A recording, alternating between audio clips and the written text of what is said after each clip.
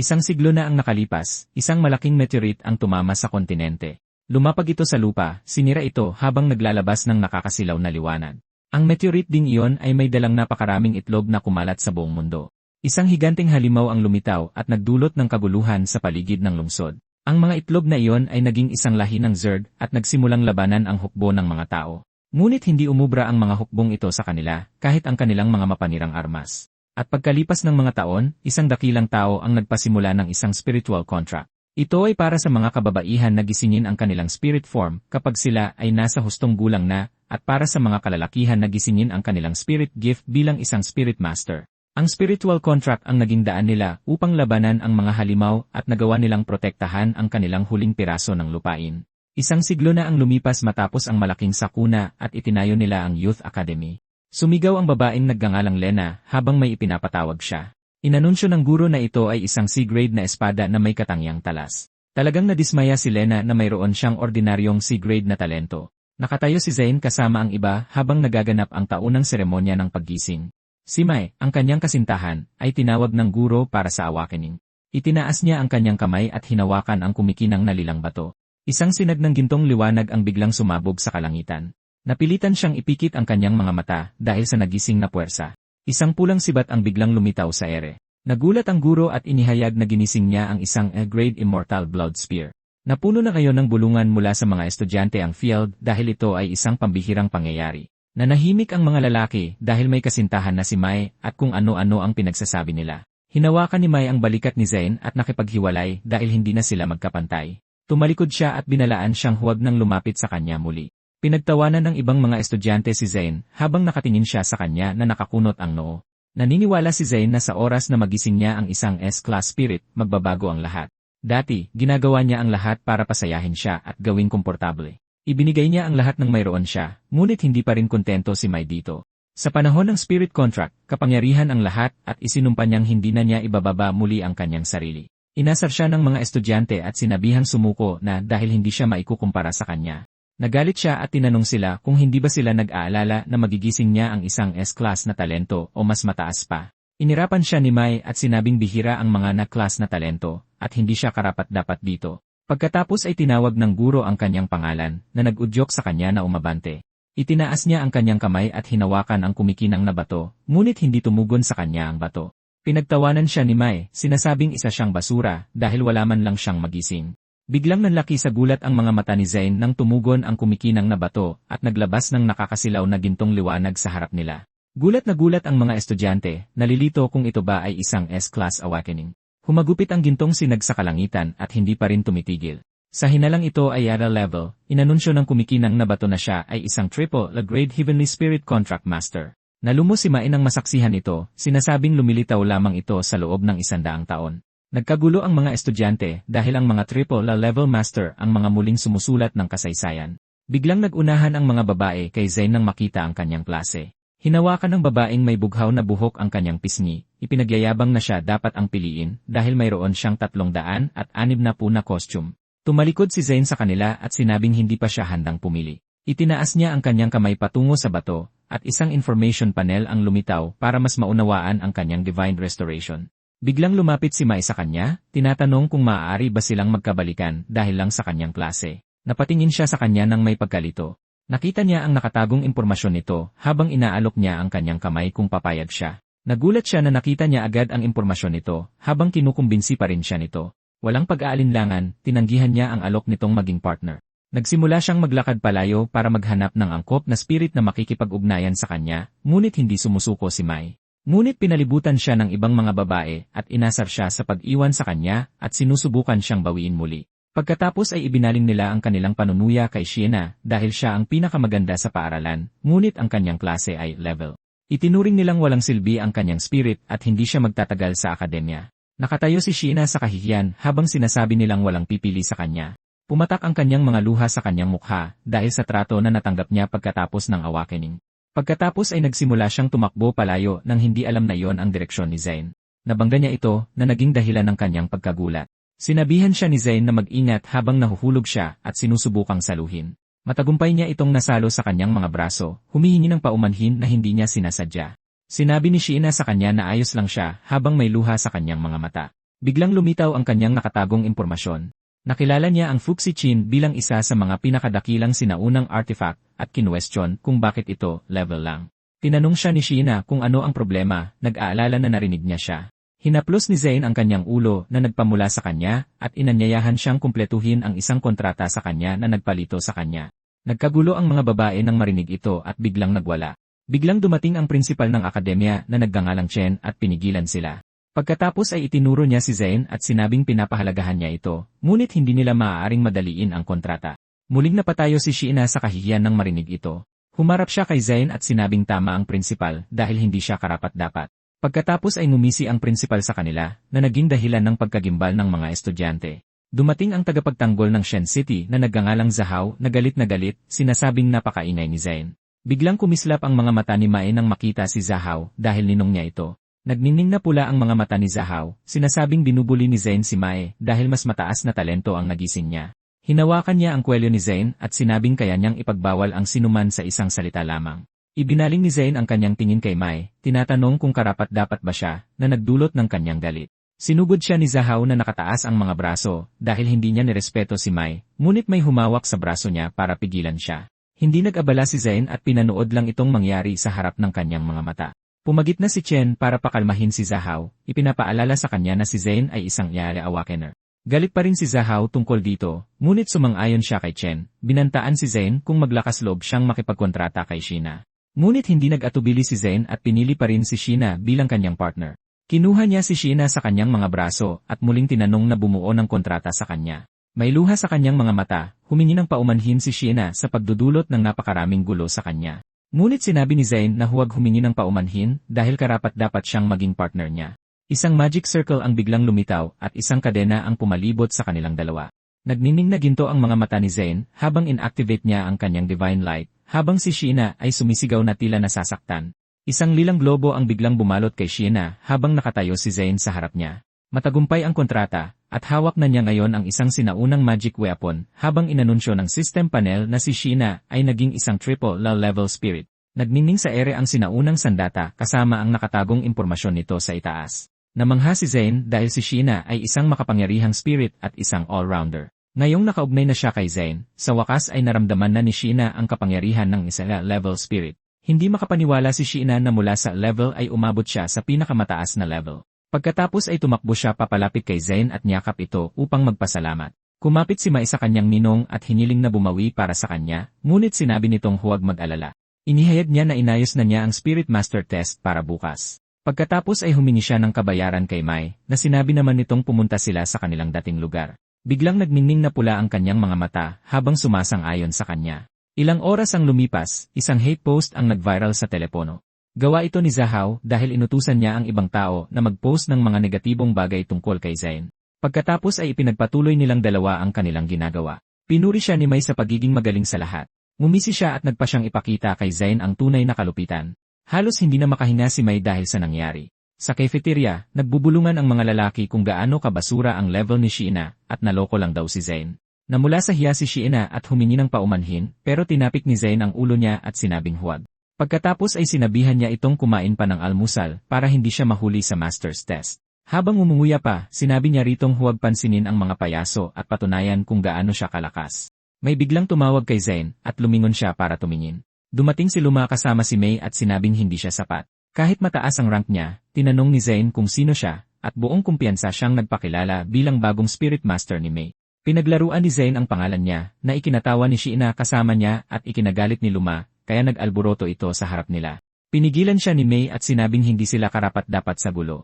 Sinabihan niya itong umalis na dahil magsisimula na ang test, pero hinamon pa rin ni Luma si Zane bago umalis. Sa loob ng malaking arena, inanunsyo ng facilitator na kailangan nilang makapasa ng kahit isang level para maging kwalipikado. Pagkatapos ay tinawag niya ang unang peres na magpe-perform, sina Luma at Mai, na naging dahilan para lumakad sila sa harap ng may kumpiyansa. Bumukas na ang napakalaking pinto. Isang malaking kuko ang biglang tumusok sa lupa. Nagsimula na ang unang pagsubok na may level 1 difficulty na Black Oyster. Nagningning sa pula ang katawan ni Mai habang iniaabot ni Luma ang kanyang kamay. Naging sibat siya habang sumusugod ang Black Oyster. Umungol ang Black Oyster sa harap niya habang inihahanda niya ang sibat. Ito ang unang umatake pero nagawang iwasan ni Luma ang atake. Pagkatapos ay bumulusok siya pababa kasama ang nagniningning na sibat. Itinarak niya ito sa katawan ng Black Oyster, tapos ay lumundag pa itaas para umatake muli. Sumugod siya patungo sa direksyon ng halimaw at nagbanta. Tumama ang gintong sinag sa halimaw na naging sanhi ng pag-ungol nito sa sakit.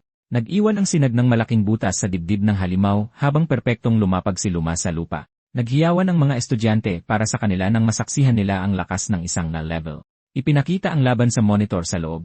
Sinabi ng matanda sa iba na hindi ito one shot, pero hindi na yon mahalaga. Nagsalita si Wade, sinabing nahirapan pa rin silang patayin ito. Pero binatukan siya ng matanda, sinasabihan siyang huwag siyang utus-utusan. Napansin ni Jugo ng District 2 na 20% na mas mahina si Mai sa kabila ng pagiging null level. Idinagdag niya na marahil ay namuhay ito ng walang ingat, na naging sanhi ng pagtagas ng spirit source. Nagkunwaring umubo si Zaho nang marinig ito. Binati ng facilitator si Mai at Luma sa paglampas sa level 7 difficulty. Naghiyawan ang mga estudyante sa bench, sinasabing tunay na silang S-class. Pagkatapos ay tumingin sa ibaba ang facilitator habang tinatawag ang susunod na Perez. Sina Zain at Sheena, sinabihan silang umakyat sa entablado. Pagkatapos ay dahan-dahang bumukas ang malaking pinto sa harap nila. Nanlaki ang mga mata ni Zain habang siya ay nalilito. Mayroong isa zero Black Oyster na nakaabang sa harap nila. Hindi makapaniwala silang dalawa habang isinisigaw ni Sheena na dapat ay level 1 difficulty lang ito. Napagtanto ng mga estudyante na ito ay isang opisyal na pag-target na lalong nagpasabik sa kanila. Lumingon ang facilitator, sinasabing para mapili ang mga elite, isa 0 beses itong mas mahirap. Ito ay dahil sinuhulan siya ni Zahu, sinabing hindi pwedeng pumasa si Zain. Pabulong siyang humingi ng paumanhin dahil may na-offend si Zain. Malakas na umungol ang mga Black Oyster habang sumusugod sila patungo sa dalawa. Nag-transform si Sheena bilang isang armas habang hinahamon ni Zain ang mga halimaw. Sa isang mabilis na galaw ng kanyang kamay, nagsimulang sumugod ang mga armas patungo sa papalapit na mga halimaw. Nahiwa-hiwa ang mga Black Oyster sa loob lamang ng ilang segundo. Lahat sila ay bumagsak sa lupa na may mga putol na bahagi ng katawan. Nagulat ang mga estudyante nang masaksihan na pinatay ng dalawa ang mga halimaw sa isang segundo. Kahit ang facilitator ay hindi makapaniwala, iniisip kung paano iyon naging posible. Tuwang-tuwang tumayo si Wade, nagkomento na inabot siya ng 30 segundo sa mga Black Oyster na iyon, pero ginawa ito ni Zain sa isa lang.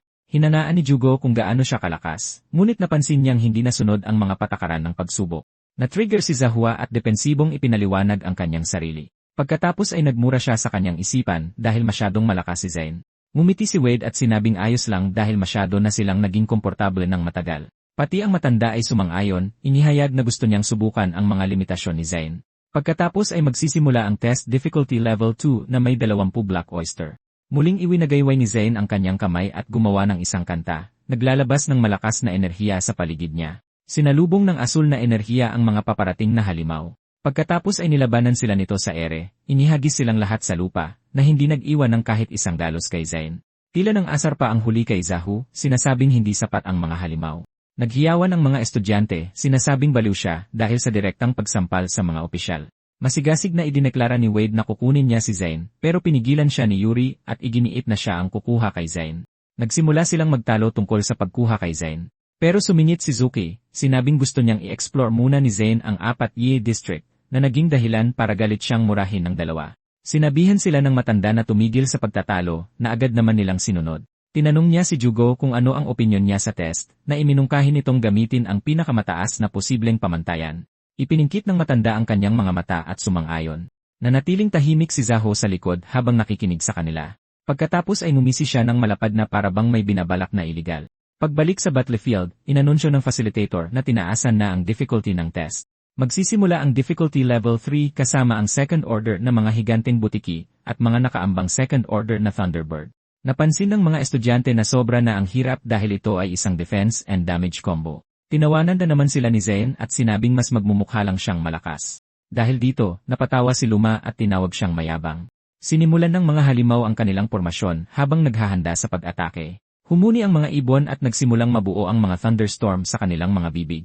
Pagkatapos ay nakaamba ito sa harap ni Zain habang nakatayo siya sa gitna. Itinaas niya ang kanyang kamay para sa isang ganting atake, at nagsimulang lumitaw at sumugod ang mga mandirigma patungo sa mga halimaw. Sinunod nila ang utos na patayin ang mga kalaban at sinimulang atakihin ang mga butiki sa lupa. Humuni ang mga Thunderbird habang naglalabas sila ng kidlat. Agad na nagkawatak-watak ang mga mandirigma ng tamaan ng kidlat. Kalat ang mga tama ng kidlat sa buong lugar, pero lumundag pa itaas si Zain at hindi ito inisip.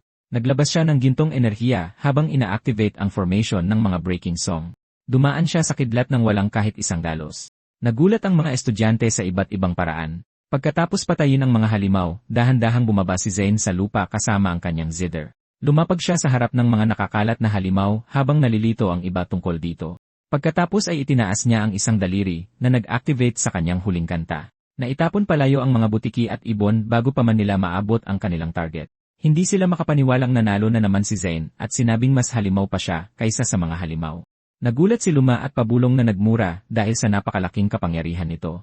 Inanunsyo ng facilitator na natapos na ang test difficulty level 3. Hindi makapaniwala sina Jugo at Wade dahil hindi mahulaan sina Zane at ang Zither. Naiwang nag-iisip ang matandang nagngangalang Zoro kung talagang a-level si Sheena. Tinawag niya si Afu para lumapit, na agad namang sinunod ng huli. Tinanong niya kung ano ang kanyang gawain, kung saan tinanong niya kung matutukoy ba niya ang level ni Sheena. Inamin niyang tiningnan niya ito kanina, ngunit hindi niya matukoy, na pinaghihinala ang kapareho ito ng babae. Nilinaw ni Zoro kung sila yan ang tinutukoy niya. Idinagdag niya na ito ay dahil nakipagkontrata si Sheena kay Zane. Nagtaka siya at nagpasya na kailangan magkita ni Lian at Zane. Pagkatapos ay tinanong niya si Afu ang pangalan ng level spirit ni Lian, kung saan isiniwalat ng huli na ito ay si Shinon. Samantala, sinabi ni Zane sa guro na gusto pa rin niyang ipagpatuloy ang paglaban. Pinuri siya nito sa pagiging bata at masigla. Pagkatapos nagsimula ang test difficulty level 4 habang nagsimulang dumagsa muli ang mga halimaw. Mabilis siyang tinamaan ng alupihan, ngunit nagawa niyang kumilos ng mabilis at umiwas. Pagkatapos ay nagsimula siyang tumugtog ng zither habang nakataas ang kanyang kamay. Agad na naputol sa maraming piraso ang mga halimaw nang tamaan sila ng enerhiya. Ang mga natitirang halimaw ay nagsimulang lumapit habang nagpasya si Zane na salubungin sila. Pagkatapos ay hinamon niya sila na ipakita kung nasaan ang kanyang mga limitasyon habang siya ay sumusugod. Agad na sumugod si Zane habang nananalo siya sa mga sumusunod na test difficulty levels. Nakatayo na siya ngayon sa gitna ng mga bangkay ng halimaw, walang dalos. Bigla siyang tinawag ng guro, sinasabing nanalo siya ng 9 na level ng sunod-sunod at oras na para tumigil. Ngunit tumanggi si Zane, sinabing gusto niyang hamunin ang level 1-0 difficulty. Nagbubulungan ang mga estudyante dahil ang level 1-0 ang huling level at ito ay mga third-order monsters. Sa kabilang banda, inamin ni Wade na hanggang level 9 lang ang hinahamon niya sa test system. Naalala niya kung paano siya nanalo at na-refresh ang historical record noon. Nakilala ni Jugo ang talento ni Zane at gusto siyang i-recruit sa ikalawang distrito, ngunit nagalit si Wade. Pagkatapos ay inayos niya ang kanyang salamin na may malapad na ngisi. Nababalot na siya ngayon ng lilang aura habang hinahamon si Wade. Ipinaalala sa kanya ng facilitator na hindi siya nito pipigilan kahit na mabigo siyang gawin ito. Humingi ng oras si Zane para magpahinga, ngunit sumagot siya na may mga regulasyon. Ipinikit ni Zane ang kanyang mga mata habang bumalot ang berdeng aura sa buong katawan niya. Nasa estado na siya ng mabilis na paggaling habang tinutugtog niya ang kanta. Nagulat ang mga estudyante nang masaksihan na ang kanyang spirit ay isang all-rounder. Samantala, nag-aaway pa rin sina Jugo at Wade para sa kanya habang nagbabanggaan ang kanilang mga aura. May biglang umubo ng peke para makuha ang kanilang atensyon. Si Leo iyon ang Limaye District na nagtatanong kung angkop ba para sa kanila na magkaroon ng isang healer. Naintriga si Wade dahil nandoon din si Leo para agawin si Zane. Pagkatapos ay hiniling ni Leo na mapunta si Zane sa kanyang distrito, na mariing tinanggihan ng dalawa. Nagalit si Zoro at sumuntok, na naging dahilan upang tumigil sila at tawagin ang kanyang pangalan. Muling iginiit ni Zoro na ginampanan ng 8 dakilang war districts ang kanilang sariling mga tungkulin at nakamit ang malaking tagumpay. Ang 8 war districts na ito ay naging kanilang sandigan, na sumusuporta sa kalangitan para sa mga tao. Pagkatapos ay inanunsyo niya na may plano siyang buuin ang ika-9 na distrito. Biglang nagseryoso si Jugo at tumingin sa monitor, iniisip kung kaya ba talaga ni Zane ang ika-9 na distrito. Isang nag-aapoy na halimaw ang biglang lumitaw. Ito ang third-order beast na lumitaw bilang simula ng pag-survive ng 3 minuto at level 1-0. Pagkatapos ay umungol ito ng malakas at naglabas ng napakalaking puwersa ng init. Halos hindi makayanan ng mga estudyante ang init na umabot sa kanila. Pagkatapos ay itinuro nila si Zane dahil hindi siya umiiwas. Tinanong niya kung handa na si Sheena, at sumagot ito na susuportahan niya siya anuman ang mangyari. Nagliwanag ng ginto ang mga mata ni Zane habang sumugod siya patungo sa kaaway. Muling umungol ang halimaw, naglalabas ng malaking apoy. Naiwasan ni Zane ang bolang apoy, na naging sanhi ng pagtama nito sa lupa at nagdulot ng pagsabog. Ipinikit niya ang kanyang mga mata at nagsimulang tumugtog ng kanyang zither. Binalot sila ng hangin habang umaawit siya ng isang wind attack. Nanlaki ang mga mata ng facilitator nang ilantad ng malakas na hangin ang kanyang kalbong ulo. Sinubukan ng mga babae at lalaki na kapitan ang kanilang sarili dahil sa lakas nito. Isang ipu-ipo ng hangin ang biglang lumitaw sa ere habang humihingi ng paumanhin si Zane sa kanila. Pagkatapos ay namuo ito sa harap ng pulang halimaw na apoy, na naging dahilan upang umungol ito sa sobrang gulat dahil hindi ito makagalaw. Pagkatapos ay tinangay ito ng hangin, na naging sanhi ng pagsigaw nito sa pagkatalo. Nagkalat ang mga labi nito sa air habang tinalo ni Zane ang Third Order Monster. Hindi makapaniwala ang mga estudyante na nagawang kumpletuhin ni Zane ang level 1-0 difficulty. Habang dismayado sina Luma at May dahil naagaw ang kanilang spotlight, napagtanto ni Zane na may masamang epekto ang pilit na pagtugtog ng isang high-level na kanta sa zither. Biglang gumuho ang kanyang mundo habang ito'y nagkakawatak-watak. May biglang bumati sa kanya at sinabing nakarating na siya sa ikalawang yugto. Ibinaling ni Zane ang kanyang tingin at tinanong kung sino siya, na nag-udyo kay Jugo na magpakilala habang humihingi ng pahintulot. Tinanong niya kung sino ang mananalo sa pagitan ng mga tao at Zerg, kung saan inamin ni Zane na Zerg. Idinagdag niya na lumaban siya para sa mga tao at sa lupang tinitirhan nila. May biglang pumalakpak at pumuri sa kanya. Iyon ay si Zoro, nagtatanong kung maaari siyang maging master ni Zane. Nagulat si Zane dahil alam niyang si Zoro ay nagmula sa pinakamakapangyarihang pamilya sa Xia Empire. 100 taon na ang nakalipas, 3 Zerg Emperor ang naghasik ng lagim sa dakilang Xia Empire. Ngunit dumating si Zoro sa tamang oras, tinalo ang 3 Emperor ng mag-isa. Masayang umiti si Zane, nagtatanong kung maaari ba talaga siyang maging master niya, kung saan pumayag si Zoro. Pagkatapos ay yumuko siya ng may paggalang, hinihiling na tanggapin ito ni Zoro. Ngumiti si Zoro at hinawakan ang kanyang balikat, sinasabing mas magaling siya kaysa sa mga district master. Idinagdag niya na wala siyang inihandang espesyal para sa kanilang unang pagkikita, kaya inabutan niya ito ng singsing na gawa sa mga buto ng Emperor na may zoomy space para mag-imbak ng kahit ano. Napansin ni Zane na nagtatago ito ng isang nakakatakot na aura ng kamatayan na nagpapatunay na mas malakas ang Ninth Order Emperor. Idinagdag ni Zoro na gumagana ang singsing laban sa mga mababang antas na Zerg at nag-udyok sa mas malalakas na umatake. Agad niya itong isinuot dahil regalo ito mula sa kanyang master, na nagpatawa sa kanya. Naging seryoso siya at ibinaling ang kanyang ulo kay Jugo na parabang ipinaririnig ang kanyang banayad na reklamo. Pagkatapos ay ngumiti siya kay Zane at sinabi sa kanya na ililibre niya sila ni Shiina ng pagkain dahil tapos na sila sa exam. Sa loob ng restaurant, sinabi ni Zoro kay Zane na inanyayahan din niya ang ibang mga district master para makilala niya sila. Nagpakilala si Jugo bilang master ng dalawa ng District War Zone. Pagkatapos ay ipinakilala niya ang 3 pa na sina Yuri, Zuki at Leo. Tumayo sina Zane at Shiina sa harap nila at magalang na binati silang lahat. Nabanggit ni na Yuri at Zuki na hindi makakarating ang ibang mga kapatid dahil sa kanilang schedule. Biglang lumitaw ang ika-8 kapatid sa likuran ni Zane. Ibinigay niya sa kanya ang kanyang numero at sinabing tumawag kung nasa panganib, ngunit mayroon lang siyang isang pagkakataon. Pagkatapos ay bigla siyang naglaho sa harap mismo ng mga mata ni Zane, na nag-udyok sa kanya na banggitin na mayroon siyang napakakakaibang personalidad. Biglang naghagis si Jugo ng regalo at sinabi sa kanya na naglalaman ito ng martial arts at iba pang mga kapaki-pakinabang na bagay. Nasalo ito ni Zane sa tamang oras at masayang nagpasalamat sa lahat ng kanyang mga senior. Isang ginang ang biglang lumitaw, pinapagalitan ng isang tao dahil sa pagkain ng hotpot sa kanyang likuran. Lumalabas na tiyahin pala yon ni Shiina. Pinagalitan siya sa pagtalikod sa kanila ngayong mayaman na siya. Pagkatapos ay sumugod siya habang nakataas ang kamay sa galit, ngunit nagawang saluhin ito ni Zane sa tamang oras, na nag-udyok sa kanya na utusan si Zane na bitawan siya habang hinihila niya ang kanyang kamay. Nakilala niya na si Zane ang lalaking umagaw kay Shiina, kaya humihingi siya ng bayad pinsala. Naggalit ang mga ngipin ni Shiina dahil sa galit. Pagkatapos ay sinigawan niya ito na tumigil. Nagalit ang kanyang tiyahin dahil naglakas loob siyang sigawan siya. Sumigaw siya pabalik at sinabi sa kanya na si Nino ay mula sa 4 District para takutin sila. Pinigilan siya ni Zuki nang marinig niyang binanggit niya ang 4 District, ngunit sinabihan siya ng tiyahin na tumahimik dahil isa lang siyang hamak. Pagkatapos ay itinuro niya si Zoro na pagkamalan siyang lolo ni Zane. Hiningi niya na magbayad ito ng dote para sa pagkuha kay Shiina at pinagbantaan siya ng pagdurusa. Ihinampas ni Zoro ang kanyang mga chopsticks sa mesa. Galit niyang hiniling sa mga district master na kumilos dahil tinawag siyang matanda. Nagmadaling tumawag ang 3 master at nagtanong kung bakit sa distrito nila ito nangyayari. Si Wade ay humuhuni lang sa gilid habang humihigop ng kanyang tsaa. Hindi umatras ang tiyahin ni Shiina, sinasabihan sila na mayroon din siyang mga kakampi. Biglang tumunog ang telepono niya sa kanyang bulsa. Kinuha niya ito at napagalitan ni Nino dahil sa paggulo sa kanilang pamilya. Nagkrus ng braso si Zoro at sinabi sa kanya na wala na siyang kakampi sa itaas ngayon. Sinabi sa kanya ni Nino na kung gusto niyang mamatay, gawin na niya ng mas maaga at huwag nang pabigatin pa ang kanilang pamilya. Biglang nahulog ang telepono niya sa lupa. Nakaupo rin siya sa sahig habang nalilito. Nakiusap ang waiter na huwag na siyang gumawa pa ng gulo, pero nangatwiran siya na binubuli daw siya. Nagtantrum siya sa sahig, sumisigaw na inaapi ng mga spirit master ang mga normal na tao. Nainis si Zoro at iwinasiwas ang kanyang braso habang kumikislap ang ginintuang liwanag. Napasigaw ang tiyahin ni Shiina habang nilalamon ng liwanag ang kanyang katawan. Yumuko si Shiina at humingi ng paumanhin sa kanilang master para sa gulo ng kanyang tiyahin, pero inalo siya ni Zoro at sinabing maaari na silang tumira ni Zayn sa bahay niya mula ngayon. Habang may luha sa kanyang mga mata, nagpasalamat si Sheena sa kanya.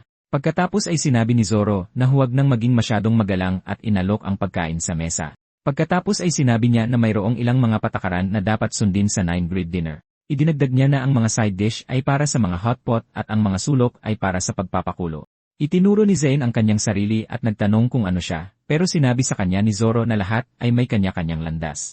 Napaisip ng malalim si Zayn nang marinig ito, habang biglang nanlaki sa pagkalito ang mga mata ng kanyang master. Bigla niyang napagtanto na nawawala ang lahat ng kanyang beef at pork belly. Pagkatapos ay itinulak lahat ni Sheena ito sa panig ni Zayn na ikinalito niya. Sinubukan niyang itago ito at nagpanggap ng umiti, tinatanong kung nasaan ang kanyang mga hipag. Nagtanong si Jugo kung magkasama na sina Zayn at Sheena dahil kayang kopyahin ng mga master ang ilang kakayahan ng spirit. Idinagdag niya na may dalawang uri ng spirit forms, ang materialized at humanized, at ang kanyang mga hipag ay nasa anyong humanoid para hawakan ang kanilang mga pwesto para sa kanyang mga kapatid. Maaaring lumaban ng magkasama o magkahiwalay ang master at ang spirit, pero kung natulog na sila ng magkasama. Tinanong ni Jugo kung i-level ba talaga si Sheena, na inamin ni Zayn, pero may kakayahan siyang buhayin ang kanyang pagkadyos, kaya naging IL level siya. Gulat na gulat ang magkakapatid nang marinig ito dahil kakaiba ito. Inihayag niya na hindi niya basta-basta pinili ang kanyang partner, at ginamit niya ang kanyang kakayahan para dito. Inutusan ni Zoro si Zayn na panatilihin ang kanyang talento sa kanila lamang at hiniling kay Jugo na gawin itong kumpidensyal, na nag-udyok sa dalawa na magalang na sumunod. Habang sila'y kumakain, ibinunyag ni Leo at Yuri na mayroon na silang progreso laban sa mga Zerd. Tumayo si Zoro at itinaas ang kanyang inumin para sa isang tagay, na naging dahilan para sumunod ang mga district master sa kanya. Pagdating nila sa harap ng bahay ni Zoro, tinanong ni Zayn kung ayos lang siya. Habang hawak ang pinto, binaliwala ni Zoro ang tanong niya at sinabihan silang tingnan ang kanilang bagong tahanan. Nagulat sina Zayn at Sheena dahil hindi nila inaasahan na may bahay si Zoro sa Shen City. Ibinunyag ni Zoro na ito ang lupang sinilangan ng kanyang asawa, na nag-udyo kay Zayn na tanungin kung nasaan siya. Biglang nanginig si Zoro sa harapan. Galit na galit siya habang sinasabi sa kanila na namatay siyang lumalaban. Idinagdag niya na pangalan lang niya ang kilala ng mundo, pero hindi ang sa asawa niya, na nagsakripisyo ng sarili. Biglang humingi ng paumanhin si Zayn sa kanya dahil nabanggit niya ito. Sinabi ni Zoro na maging mabait siya kay Sheena dahil tao rin sila, na sinang-ayunan naman niya. Tinanong ni Zayn ang pangalan ng kanyang asawa kung saan sumagot siya na ito ay si Mayu. Kung buhay pa siya, mas kwalipikado siyang maging tagapagligtas ng imperyo sa paglaban sa dalawang Zerd Emperor. Tumalikod si Zoro at inutusan silang humanap ng kwartong gusto nilang pahingahan. Sa labas ng bahay, nakaupo si Zoro kasama ang litrato ni Mayu habang pinapanood ang buwan. May biglang tumawag sa kanya kaya napalingon siya. Sina Zayn at Sheena pala na gustong samahan ang kanilang master na manood ng buwan sa itaas. Tumayo si Zoro at naalala ang mga panahon na magkasama sila ng kanyang asawa. Naglabas siya ng gintong aura at sinabi kay Zayn na ituturo niya sa kanya ang pinakamahusay niyang martial arts skill. Sumigaw siya ng buong lakas, hinahati sa dalawa ang malaking puno gamit ang kanyang suntok. Inihayag niya na ito ay isang teknik na tinatawag na baki, na may kabuang 8 lock. Naglabas din si Zayn ng gintong aura habang itinataas ang kamao, nagtatanong kung tama ba ito. Nagulat siya nang makitang nagawa ito ni Zayn sa pamamagitan lang ng panonood habang inabot si Wade ng kalahating taon para mamaster ito. Ipinikit ni Zayn ang kanyang mga mata, sinasabing nararamdaman niya ang enerhiya sa tamang lugar. Sumugod si Zoro papunta kay Zayn, sinasabing ituturo niya sa kanya ang 8 Deadly Fist Technique. Tumilapon si Zayn dahil sa puwersa matapos siyang atakihin agad. Ngumisi si Zoro, nais ipaintindi kay Zayn na hindi maganda ang pagiging sobrang henyo. Habang nakakuyom ang kamao, sinabi niya na masarap sa pakiramdam na turuan ng leksyon ang isang may talentong disipulo. Umalinggaw ang sigaw ni Zayn sa mansyon, nagmamakaawa sa kanyang master na dahan-dahan lang. Kinabukasan sa Youth Academy, tinanong ni Sheena kung masakit pa ba ang mukha ni Zayn, pero itinanggi niya ito. Dumating si Luma kasama ang kanyang mga alipores, ibinubunyag na itatapon sila na parang basura. Nagtanong si Sheena kung ano ang ibig nilang sabihin, pero sinabi sa kanya ni Zayn na huwag itong alalahanin. Binati sila ni Chen pagdating nila sa opisina ng principal. Ibinalita niya na may masamang balita siya, idinagdag na itatalaga sila sa Deep Blue City bilang mga frontliner. Inabutan niya sila ng isang abiso at sinabihang mag-report sa organisasyon. Sinabi niya sa kanila na medyo alanganin ito, pero tinanggap ni Zayn ang desisyon. Inisip ng huli na baka ito na ang sinabi ng kanyang master tungkol sa pagkakaroon ng sariling landas. Muling nagpakita si Luma, inaasar si Zayn sa pagkakasala sa mga opisyal kahit na nakapasa siya. Hinarangan nila ang kanilang daan na ikinakunot noon ni Zayn sa galit. Kuminang salila ang kamao ni Luma, hinahamon si Zayn na lumaban dahil dumoble na ang lakas niya. Sumugod si Zayn patungo sa kanya para sa isang suntok para pagbayarin siya sa kahihiyan noon. Nagbanggaan ang kanilang mga suntok sa gitna na nagdulot ng puwersa sa kanilang paligid. Biglang nadurog ang mga buto ni Luma sa loob ng kanyang kamay. Umiyak siya at sumigaw sa sakit habang hawak ang kanyang basag na kamay. Biglang lumitaw si Zayn sa harap niya. Kasunod ng isang atake, lumapag ang kanyang kamao sa pisngi nito na nagpatulog sa kanya sa sahig.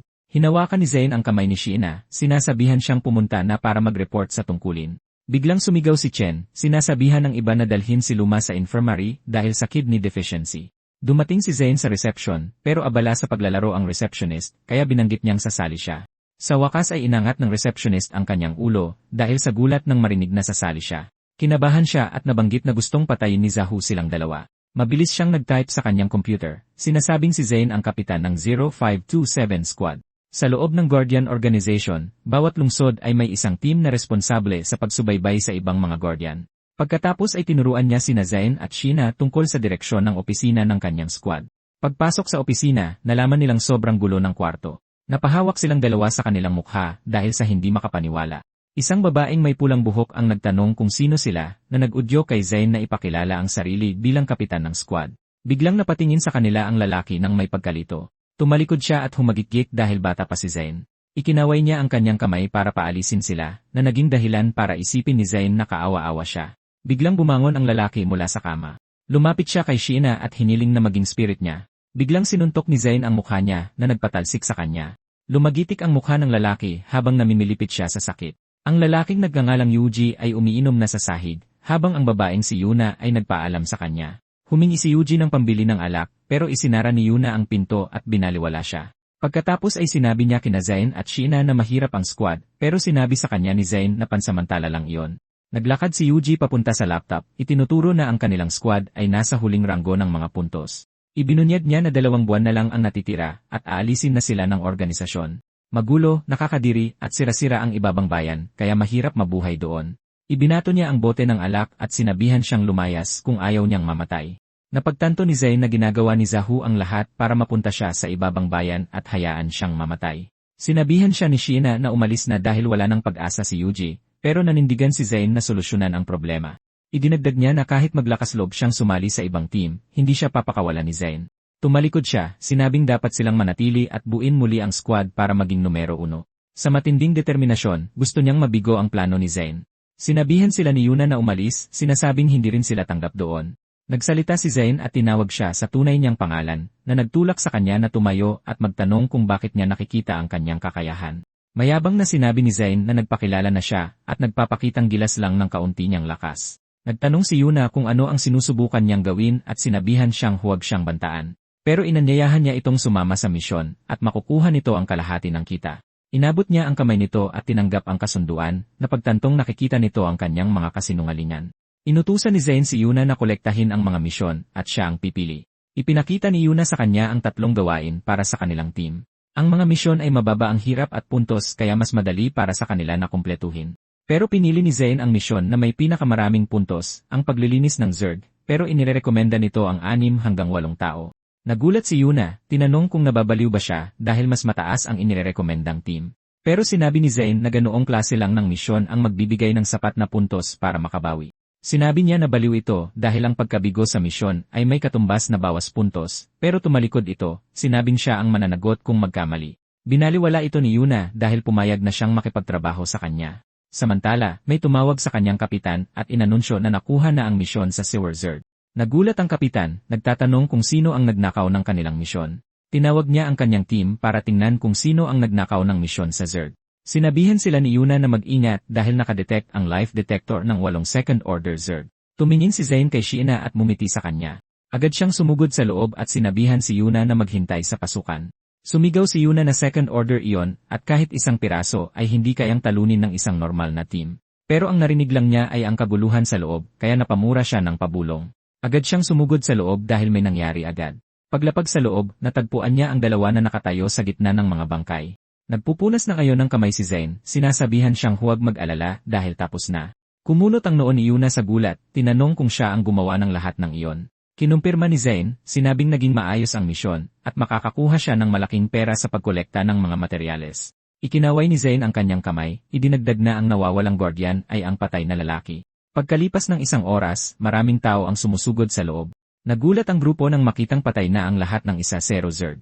Tiningnan ng lalaki at nalamang lahat ay one-hit kill. Sinabi niya sa kanyang kapitan na nakumpleto na ang misyon, na nagpataka sa kanya kung sino ang gumawa nito. Sa opisina ng Protector, sinabi ng assistant kay Zahu na nakumpleto ng squad ni Zain ang 2 misyon at tumaas na ang kanilang puntos. Hinampas ni Zahu ang mesa sa galit, minumura ang kanyang assistant. Naggitngit ang kanyang mga ngipin, sabik na gawing impyerno ang buhay ni Zain. Tinawag niya ang kanyang assistant na si Ben, inutusan siyang sabihin sa ibang mga squad na kunin ang lahat ng misyon.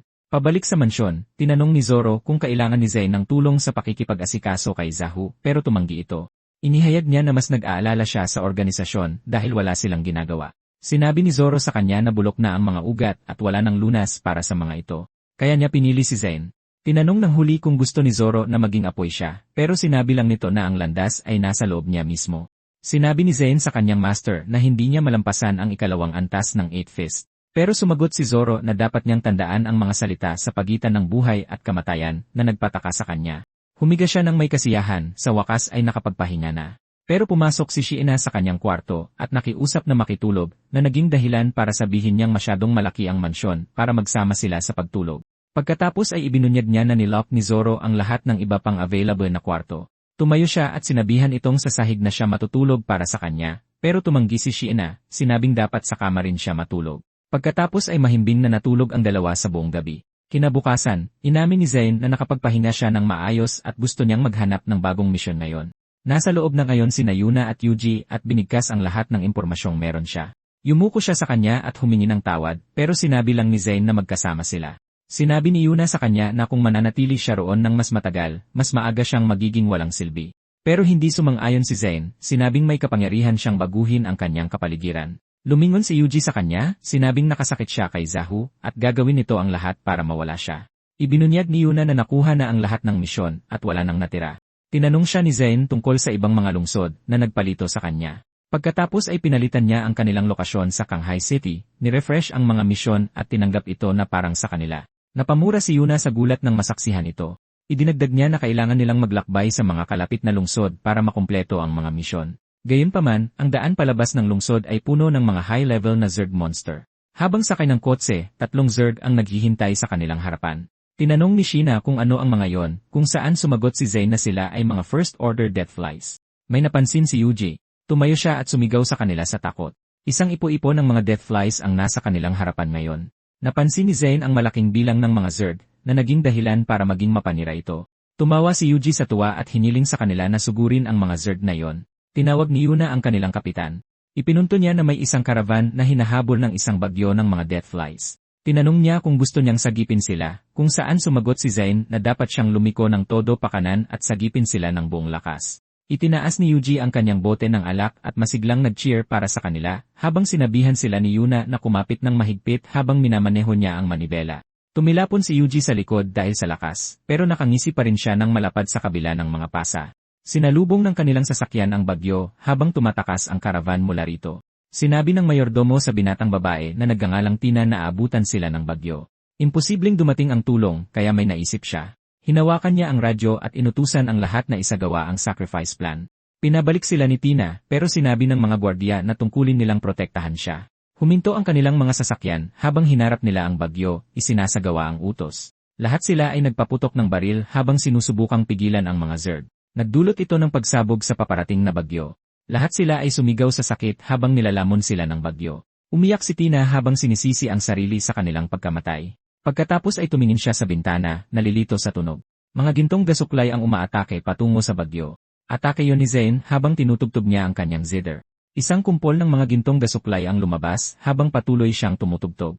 Pagkatapos ay sumugod ito sa mga Zerg at pinatay sila isa-isa. Tumingin si Tina sa bintana nang hindi makapaniwala. Ang kanilang mga sasakyan ay magkatabing nagmamaneho palayo sa bagyo. Itinaas ni Zain ang kanyang kamay habang tumutugtog pa rin ng zither. Hindi makapaniwala si Tina na may isang taong kayang patigilin ang bagyo. Biglang naglabas ng madidilim na galamay ang bagyo habang umiikot. Mga madidilim na tipak ang papalapit na ngayon sa kanilang direksyon. Sumigaw si Yuji na mag-ingat si Zain at tinakpan siya mula sa mga bubog. Tumagos ang mga bubog sa kanyang katawan kaya napabagsak siya sa kotse. Tumawa siya at sinabi kay Zain na masaya ito habang napansin ng huli na ito ay may lason. Pero inilabas mismo ng katawan ni Yuji ang mga bubog kaya't nahulog ang lahat sa hood ng kotse. Na-curious si Zane at tiningnan ang abilidad ni Yuji. Nakita niya na mayroon siyang level na talento ng immortalidad na nagpataka sa kanya. Umupo si Yuji dahil alam niyang nalilito si Zane at pinakiusapan siyang magmakaawa para sa mga sagot, pero tinalikuran siya ni Zane, sinabing hindi siya interesado. Umalinggaw ang bahin sa loob ng kotse. Inisip ni Zane na may nag-iisip sa kanya habang inanunsyo ni Sheena na nakarating na sila. Tumingala si Yuji para tingnan kung ano ang nasa harapan nila. Ito ay isang grupo ng mga Zerg na umuungal sa kanila. Para bang nag-aantay lang sila ng kanilang biktima.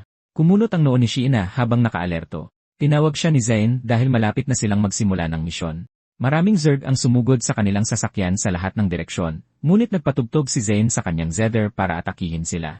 Nagsimulang atakihin ng asul na enerhiya ang mga Zerg, na naging sanhi ng kanilang pag-ungal sa sakit. Lahat ng Zerg ay bumagsak sa lupa na walang buhay. Hindi makapaniwala si Yuji na isa na namang grupo ng Zerg ang napatay sa loob ng ilang segundo, habang inamin ni Yuna na palagi siyang pinapahanga nito. Ipinakita ng monitor na lahat ng misyon ay natapos na. Pinapanood ang mga monitor. Nagulat sila dahil ito ay isang one-sided na massacre. Sinabi ng lalaki na yon ang Deep Blue City 0527 Squad. Inihagis niya ang tablet sa galit dahil ninanakaw nila ang kanilang mga puntos. Inutusan niya ang Team 1 na sumunod sa kanya sa isang misyon na agad naman nilang sinang-ayunan. Pagdating sa lugar ng misyon, hindi sila natuwa sa squad ni Zane dahil sa pagiging mission bully. Tuwang-tuwang sinabi ng dalawa sa isa't isa na ipapakita nila ang kanilang lakas, ngunit sinabihan sila ng kanilang kapitan na tumingin sa unahan. Nalaman nilang putol-putol na ang mga demon tail snake sa lupa. Kinuyom ng kapitan ang kanyang kamao, sinabing sumusobra na ang mga mission bully. Tinawag niya si Soya para hanapin ang mga mission bully, na agad namang sinang-ayunan ng huli. Ngunit pinigilan ng kanyang kasamahan ang kapitan, sinabing umalis na sila sa lungsod. Ibinunyag niya na may nakakita sa kanilang itim na pickup na umalis sa lungsod matapos makumpleto ang misyon. Napabuntong hininga ang kapitan nang marinig ito, na nag-udyok sa kanyang kasamahan na magtanong kung ano ang problema. Sa headquarters ng Guard Organization, nagtaka si Ming na tumaas ang mission completion rate. Inutusan niya ang kanyang assistant na hanapin ang mga file ng mga mission bully na binanggit niya. Pinili niyang alamin kung sino talaga ito. Dumating ang assistant at dinala sa kanya ang mga na-access na file. Pagkatapos ay inutusan niya itong bumalik muna. Nakita niya ang impormasyon sa file ni na Yuji at Yuna. Naggalit ang kanyang mga ngipin nang malaman na top secret ang mga file na yon. Iniisip niya na hindi rin maaaring top secret ang huling file, ngunit nalaman niyang walang laman ang file ni Zane. Biglang tumunog ang kanyang telepono na nakakuha ng kanyang atensyon. Binati niya ang tumawag na si Jugo pala sa kabilang linya. Nagulat siya nang malaman na si Jugo iyon, ang taong namamahala sa dalawa ni Warzone. Magalang niyang tinanong ang intensyon nito, ngunit sinabihan siya ni Jugo na huwag nang alamin ang tungkol sa mga top secret file.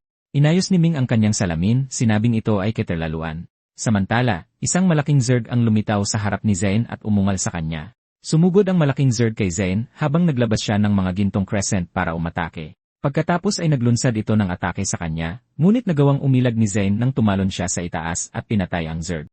Natapos na ang kanilang misyon bilang 18 habang inutusan ni Zane si Yuna na tingnan ang kanilang mga puntos. Agad namang sumunod ang huli habang si Yuji ay nagsasaya at sinasabing dapat sila ang numero 1. Ang kabuang puntos nila ay 1,800, ngunit ang kanilang ranggo ay kulelat pa rin. Nagulat sina Yuji at Sheena, nagtatanong kung paano ito naging posible. Kinuha ni Zane ang tablet, pinaghihinalaan na dahil ito kay Zahao. Ang pangalawa sa huli ay may 2,300 puntos, kaunti lang ang lamang sa kanila, ngunit 12 na sila. Napagtanto ni Zane na gumamit sila ng points control at nagkasundong pantayin ang mga score. Napamura na pagtantong palagi silang pinupuntirya. Tinalikuran sila ni Zane, sinabing huwag mag-alala dahil may pagkakataon pa silang manguna, na agad namang sinang-ayunan ng kanyang team. Kalaunan, dumating silang dalawa sa mansyon ni Zoro. Tinanong ng huli ang tungkol sa kanilang biyahe, ngunit inamin ni Zane na hindi maganda ang resulta. Idinagdag niya na nailigtas nila ang konvoy ng isang mangangalakal. Tumawa si Zoro dahil kinukulit siya ni Tina kung paano gigisingin ang kanyang talento at maging isang spirit. Ibinunyag niya na matagal na silang magkakaibigan ng pamilya ni Tina at kabilang sila sa top 5. Kumunot ang noo ni Zane, nalaman na hindi ganoon kasimple ang pagkatao ni Tina. Lumalabas na sadya ang kanyang pagbabalik ngunit naantala ni Zane. Ngunit sinabi ni Zoro na ayos lang dahil ini-escort nila ang kanyang bagay na isang regalo para kay Zane. Binuksan niya ang lalagyan na nagpapakita ng 2 breakthrough potion. Nakilala ni Zane na pinapahusay nito ang lahat habang inutusan sila ni Zoro na lunukin ang tig-isa. Nagpasalamat silang dalawa at kinuha ang mga potion. Pagkatapos ay ininom nila ang mga potion nang walang pag-aalinlangan. Naramdaman ni Zane ang malakas na enerhiya na pumapalibot sa kanya habang umabot siya sa level 2. Habang na-unlock ni Sheena ang Divinity of Heavens na may 4 na elemento. Lumingon si Zane sa kanya at nalaman na may lumitaw na bagong divinity. Isang nota ng musika at gintong enerhiya ang pumalibot sa kanya. Nagtagumpay siyang i-unlock ang Spring Wildfire at 6-dimensional Thunder. Hinihinal na silang dalawa ngayon. Tumingin si Zane sa kanyang kamay at sinabing masyadong makapangyarihan ang potion para makapag-unlock siya ng mga bagong skill. Namula ang pisngi ni Shiina, sinabing kamangha-mangha na magkaroon ng ganito kalakas na kapangyarihan sa loob niya. Pinuri sila ni Zoro, sinabing hindi nila siya binigo sa kanilang ipinakita. Biglang tumunog ang telepono ni Zane. Si Yuna yon, sinasabi sa kanya na may bagong misyon na na-refresh. Isa itong Zerg Ranger na may 1,000 puntos at threat level na Tier 3+. Sinabihan ni Zane si Yuna na makipagkita sa kanila sa igsik sa street para pag-usapan ang misyon. Pagkatapos ay hinawakan niya ang kamay ni Shiina at sinabi sa kanya na may bagong misyon. Tumingin si Zoro sa kanyang tasa, sinabing ito ay isang araw na puno ng pangyayari. Sinabi ni Afu sa kanya na natagpuan na sila yan sa Shanghai City, ngunit ayaw niyang bumalik. Samantala, sa Shiksa Street, naghihintay na sina Yuji at Yuna sa dalawa. Tinanong ni Yuna kung napag-isipan na ni Zane ang misyon. Tinanong niya kung dapat na nilang habulin ang mga puntos. Sinabi ni Yuna na ang mga ranger, kahit ang mga bata pa, ay masyadong mapanganib para sa kanila. Ngunit tinanong siya ni Zane kung alam niya kung ano ang ibig sabihin ng Red Alert, na nag-udyok sa kanya na magtanong. Nangangahulugan ito na kapag lumaki sila, sisirain nila ang lungsod, at bilang mga tagapagtanggol, dapat nilang protektahan ang sangkatauhan. Isang grupo ng mga tao ang nagtipon, nakikita ang espesyal na talento ng mga ranger, ang Black Tent. Sinabi ni Shiro, ang kapitan ng team, na kayang ihiwalay ng Black Tent ang perception. Tinanong ni Tofu kung bakit sila ipinadala ng organisasyon at ginawang pampubliko ang misyon, ngunit sumagot si Shiro na kailangan nila ng mga pain. Napanganga sila sa tuwa ng mapagtanto nila. Ngumisi si Shiro, sinasabihan sila na huwag gumawa ng anuman hanggang sa makapasok ang unang batch ng pambala sa kanyon. Pagkatapos ay natanaw niya si Zane at ang kanyang team. Samantala, sinabihan ni Zane ang kanyang team na mag-ingat dahil sa Black Tent. Tinanong ni Yuna kung handa na ba siya dahil wala nang atrasan. Sinabi ni Yuji sa kanila na hindi ito tatalab sa kanya, habang sinabi ni Zane na huwag silang mag-alala tungkol dito. Nag-focus silang apat habang pumapasok sa tolda. Binalot ng maitim na usok ang buong gusali. Nakarating na sila sa loob ng abandonadong gusali. Inanunsyo ni Zane na malakas ang Zerg aura sa loob, kaya dapat silang manatiling alerto. Sinabi ni Shiina na para siyang tinititigan ng isang peres ng hindi nakikitang mga mata. Naglakad sila sa loob habang magkakasama. Tinanong ni Shiina si Zane kung narinig niya ang kakaibang ingay. Naramdaman nila na parang may puwersang humihigop ng kanilang buhay. Sinabi ni Yuna na ang itim na tolda ay may kakayahang sumipsip ng buhay at hihigupin nito ang kanilang lakas buhay hanggang mamatay sila. Idinagdag ni Yuji na mayroon lang silang kalahating oras para tapusin ito o magiging sustansya sila ng Ranger. Itinuro ni Yuna ang harapan, tinatanong kung ang itim na bola ang tinutukoy niya, na sinang-ayunan naman ni Yuji habang nakatingin sila sa harap. Idinagdag niya na yun na nga iyon habang kumikinang ito ng pula sa loob. Tinanong ni Zane kung kailangan lang ba nilang basagin yon, pero ang lupang kinatatayuan nila ay tila natutunaw. Naalarma silang apat nang magsimula silang lumubog. Nagmura si Yuna habang lumulubog ang kalahati ng kanyang katawan. Hinawakan siya ni Yuji at sinabihang mag-ingat. Sinabihan sila ni Zane na kumapit dahil ililigtas niya sila. Ngunit nagsimulang gumalaw ang lupa at nag-anyong malaki sa kanilang harapan. Sinabi ni Zane na ito ang pangalawang talento ng isang ranger. Nagbibigay ito ng buhay sa ibang mga bagay. Nagliwanag si Shiina, sinasabi sa kanya na sabay nilang lampasan ito. Nagbago siya ng anyo bilang isang zither at pumosisyon sa harap ni Zane. Nagliwanag ng ginto ang mga mata nito, determinado na labanan ito ng magkasama. Nagpakawala siya ng isang gintong gasuklay para umatake. Bumagsak ito sa lupa at nagdulot ng pagsabog. Nasira ang lupa dahil sa atake, ngunit agad itong gumaling. Napansin ni Zane ang mabilis nitong paggaling, iniisip na imposibleng masira ito. Bigla silang kinorner ng lupa na parang gumagawa ng isang kulungan. Napansin ni Zane na sinusubukan silang ikulong ng ranger sa loob.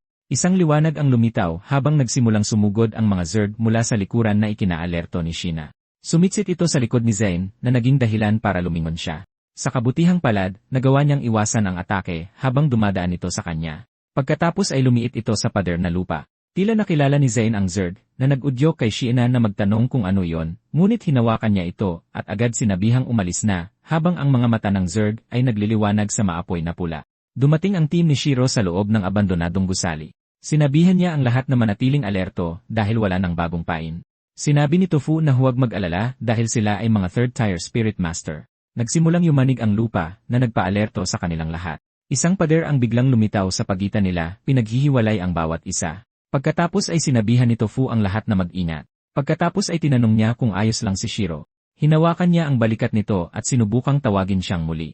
Lumingon si Shiro na parabang sinapian. Pagkatapos ay umungol siya at hinawakan ang leg ni Tofu na nag-udyok sa kanya na magtanong. Isang maliit na Zerg ang lumabas sa kanyang ulo at agad na tumalon sa mga mata ni Tofu. Samantala, nagpasalamat si Yuna kay Yuji habang napansin niya na sinusubukang pabagsakin sila ng Wanderer isa-isa. Tinanong ni Yuna kung hindi niya ba nararamdaman ang hindi nakikitang lakas, kung saan sumagot siya na, ngunit baliwala lang ito. Nainggit siya dahil hindi ito nag-aalala sa buhay nito, ngunit sumagot si Yuji na para itong isang parusa. Pagkatapos ay iminungkahi niya na sumuko na lang sila dahil hindi sila makaalis, ngunit tumanggi si Yuna dahil alam niyang kaya nila. Itinaas niya ang kanyang kamay at nagliwanag ang pader, sinasabing gumising na ito. Biglang nabitak ang pader. Nagsimulang yumanig ang kulungan habang hindi makapaniwala si Yuji. Isang anino ang biglang lumitaw mula sa malayo. Tinawag siya ni Yuna, iniisip na yon ang kapitan. Pagkatapos ay sinabihan niya itong mag-ingat na nagpaalerto sa kanya. Tapos tumalon habang hawak ang kanyang zither habang gumuho ang pader. Sumugod sina Yuna at Yuji patungo sa kanya habang lumapag siya sa mga guho. Pagkatapos ay tinawag niya sila nang sa wakas ay natagpuan na niya sila. Inamin ni Yuna na ginamit niya ang kanyang gift para tunawin ang maze. Biglang sumigaw si Zain sa kanila, sinasabing bantayan ang kanilang likuran. Isang malaking kamao na bato ang tatama sana sa kanila, ngunit nagawang hatiin ito ni Zain para iligtas sila. Pagkatapos ay sumugod siya sa harap nila, sinasabihang tumabi sila. Nag-anyong malaki ang golem sa harap nila habang umuungol, habang sinabi ni Yuna na hindi ito maganda. Biglang sumigaw si Zain, hinihiling na tumaas ang kanyang mabilis na hangin. Umungol ang golem sa harap nila habang nilamon ng hangin ang team. Tumilapon sina Yuji at Yuna habang kumislap ang gintong liwanag, na abutan ng malakas na shockwave. Sumigaw silang dalawa sa sakit habang sinabi ni Zain na lahat ng iyon ay ipinatawag ng Wanderer at kailangan nilang sirain ang katawan nito. Matapos nitong ilabas ang itim na belo, nagpalamon ito sa kadiliman at ang natira ay ang itim na globo. Kung babasagin nila ang globo, mapapatay nila ang Wanderer. Sinabi ni Yuna na mauna na siya at susuportahan siya nilang dalawa. Umungol ang golem habang sumusugod sa kanila para maglunsad ng atake. Biglang lumundag si Yuji pataas. Nababalutan na siya ngayon ng ginto habang tinawag niya ang kanyang immortalidad. Pagkatapos ay sinalubong niya ang atake. Ipinaalam niya kay Zain na ang kanyang immortalidad ay 6 na tama lang ang kayang tiisin, kaya dapat siyang makahanap ng solusyon agad. Mabilis na kumilos si Zain, sinasabihan siyang kumapit at papatayin niya ang katawan nito. Nababalutan na siya ngayon ng asul na kidlat habang ipinatawag niya ang 6 na banal na tagapagbantay ng langit. Kumikislap ang asul na kidlat at agad na dumiretso sa golem. Narinig ng mga Diyos ang tawag ni Zain at tumugon ng banal na parusa. Nagpatuloy ang Zerg sa pagwawala habang sinusubukan itong harangan ni Yuji. Bigla, tinamaan ng banal na kidlat ang Zerg. Napakalakas nito kaya't natamaan si Yuji ng shockwave nito. Isa pang banal na kidlat ang bumagsak ng may lakas, binibitak ang itim na bola sa harap nila. Sa isang iglap, agad na naging alikabok ang itim na bola. Nang makita ito, hindi napigilan ni Yuji na mapangiti sa kanilang tagumpay. Ngunit nang tumingin siya sa gilid, nakita niya ang katawan ni Zain na tinusok ng isang kamao. Pagkatapos ay ipinaghahagis siya at ibinagsak sa gilid. Isang humanoid na Zerg ang lumitaw, nagbabantang hindi sila hahayaang makatakas. Nagulat si Yuji na makita ang malakas na halimaw na ito. Ngunit ang mas nakakagulat ay si Yuna ang nagdala nito. Itinatago niya ito sa pamamagitan ng kanyang mga kasinungalingan, naghihintay ng perpektong pagkakataon para umatake. Tumayo si Zain at tinanong siya kung bakit niya ito ginagawa. Nagsimulang lumuha si Yuna habang tumatawa na parang baliw. Pagkatapos ay sinabi niya na gusto niya lang silang patayin. Pagkatapos ay sinabi ni Zain na ito ang pangalawang beses na nakita niya ang ganitong estado. Tinanong ni Yuji kung ano ang ibig niyang sabihin, kung saan ipinaliwanag ni Zain na si Yuna ay sinapian ng parasite. Ang eroding worm ay isang fourth tier na uri ng insekto na may kakayahang sirain ang utak. Bukod sa kakayahang manipulahin, kaya rin itong magparami ng asexually. Minsan ay may isang malakas na master na sinapian ng parasitiko na ito at winasak ang lungsod. Nagawang patayin siya ng mga organisasyon, ngunit malaki ang naging pinsala. Nagtaka si Zain kung bakit ang isang species na dapat ay extinct na 32 taon na ang nakalipas ay lumitaw ngayon. Sinabihan siya ni Yuji na mauna na habang poprotektahan niya ito, pero alam ni Zain na hindi sila makakatakas. Ang itim na belo ng Adult Wanderer ay mas malakas na ngayon kaysa dati, at agad silang mapapatay. Sinabihan niya ito na bigyan lang siya ng sapat na oras para sa isang kanta habang inihahanda niya ang kanyang skill. Nagsimulang gumaling ang kanyang sugat nang i-activate niya ang kanyang mga skill. Nakita ito ni Yuna at agad sinabihan ang Adult Wanderer na pigilan siya. Sumunod ang huli at nagpakawala ng isang malakas na sinag mula sa kanyang mga kamay. Mabilis na kumilos si Yuji at sumugod para harangin ito. Sinalo niya ng direkta ang malakas na atake, pinoprotektahan si Zain sa kanyang likuran. Ginamit ni Yuna ang kanyang Lee skill at idineklara na peke ang immortal na katawan ni Yuji. Bilang tugon, inuntog siya ni Yuji at sinabing hindi ito gagana. Biglang lumabas ang eroding worm mula sa katawan ni Yuji. Kinagat nito ang mga braso ni Yuji, dahilan para mapangiwi sa sakit ang huli. Agad niyang hinila ang insekto bago pa ito makapasok sa kanyang katawan. Nagnalit ang kanyang mga ngipin at dinurog ang insekto gamit ang kanyang mga kamay. Nag-ipon ng kidlat ang Adult Wanderer at sinabing, nagiging interesante na ang mga bagay-bagay. Ipinatama niya ito kay Yuji, sinusubukan kung gaano siya katagal makakatagal. Humagibis ang kidlat sa hangin at papalapit kay Yuji. Itinaas ng huli ang kanyang immortal barrier para protektahan ang sarili mula sa atake. Lumingon siya at tinanong si Zane kung gaano pa katagal niya kailangang mag-aksaya ng oras. Pinalaya niya si Sheena mula sa anyong sandata nito at hiniling na siya na ang humarap sa eroding worm kasama si Yuji. Bumalik si Sheena sa kanyang anyong tao at sumunod. Samantala, ginamit ni Zane ang kanyang 8 quick fists para ilabas ang kanyang buong lakas. Sinipa niya ang lupa, winasak ito habang itinutulak ang sarili pataas. Nilapitan niya ang Adult Wanderer na may tanging intensyong pumatay. Nagpakawala si Zane ng isang malakas na atake, ngunit nakaiwas ang Adult Wanderer. Bumagsak ang atake sa lupa na lumikha ng usok at alikabok. Inilabas ng Adult Wanderer ang kanyang sandata nang makita ang lakas ni Zane. Plano na niyang seryosohin ang laban at itinaas ang kanyang espada. Nagpakawala siya ng malakas na sword wave laban kay Zane. Itinaas lang ng huli ang kanyang kamao at literal na sinuntok ang sword energy. Pagkatapos, nabasag ang atake at nagsimulang maglaho. Nagulat ang Adult Wanderer at nagtanong kung bakit mayroon siyang ganoong mga guwantes. Minsan na nitong pinatay ang Zerd King 10 taon na ang nakalipas, at ang mga gauntlet na tulad niyan ay para lamang sa malalakas. Pero sinabi ni Zane na hindi rin naman Zerd King ang Adult Wanderer habang nagpapakawala siya ng atake. Tumama ang atake, nagpakawala ng isang malakas na shockwave. Natutuwa ang Adult Wanderer na mapapatay niya si Zane at mapapalungkot ang may-ari ng gauntlet. Tumama ang kanyang kamao at pinunit ang balikat ng kalaban, ngunit tumugon ang Zerd sa pamamagitan ng pagtusok sa kanyang balikat gamit ang isang talim. Umatras silang dalawa, pansamantalang humiwalay sa laban.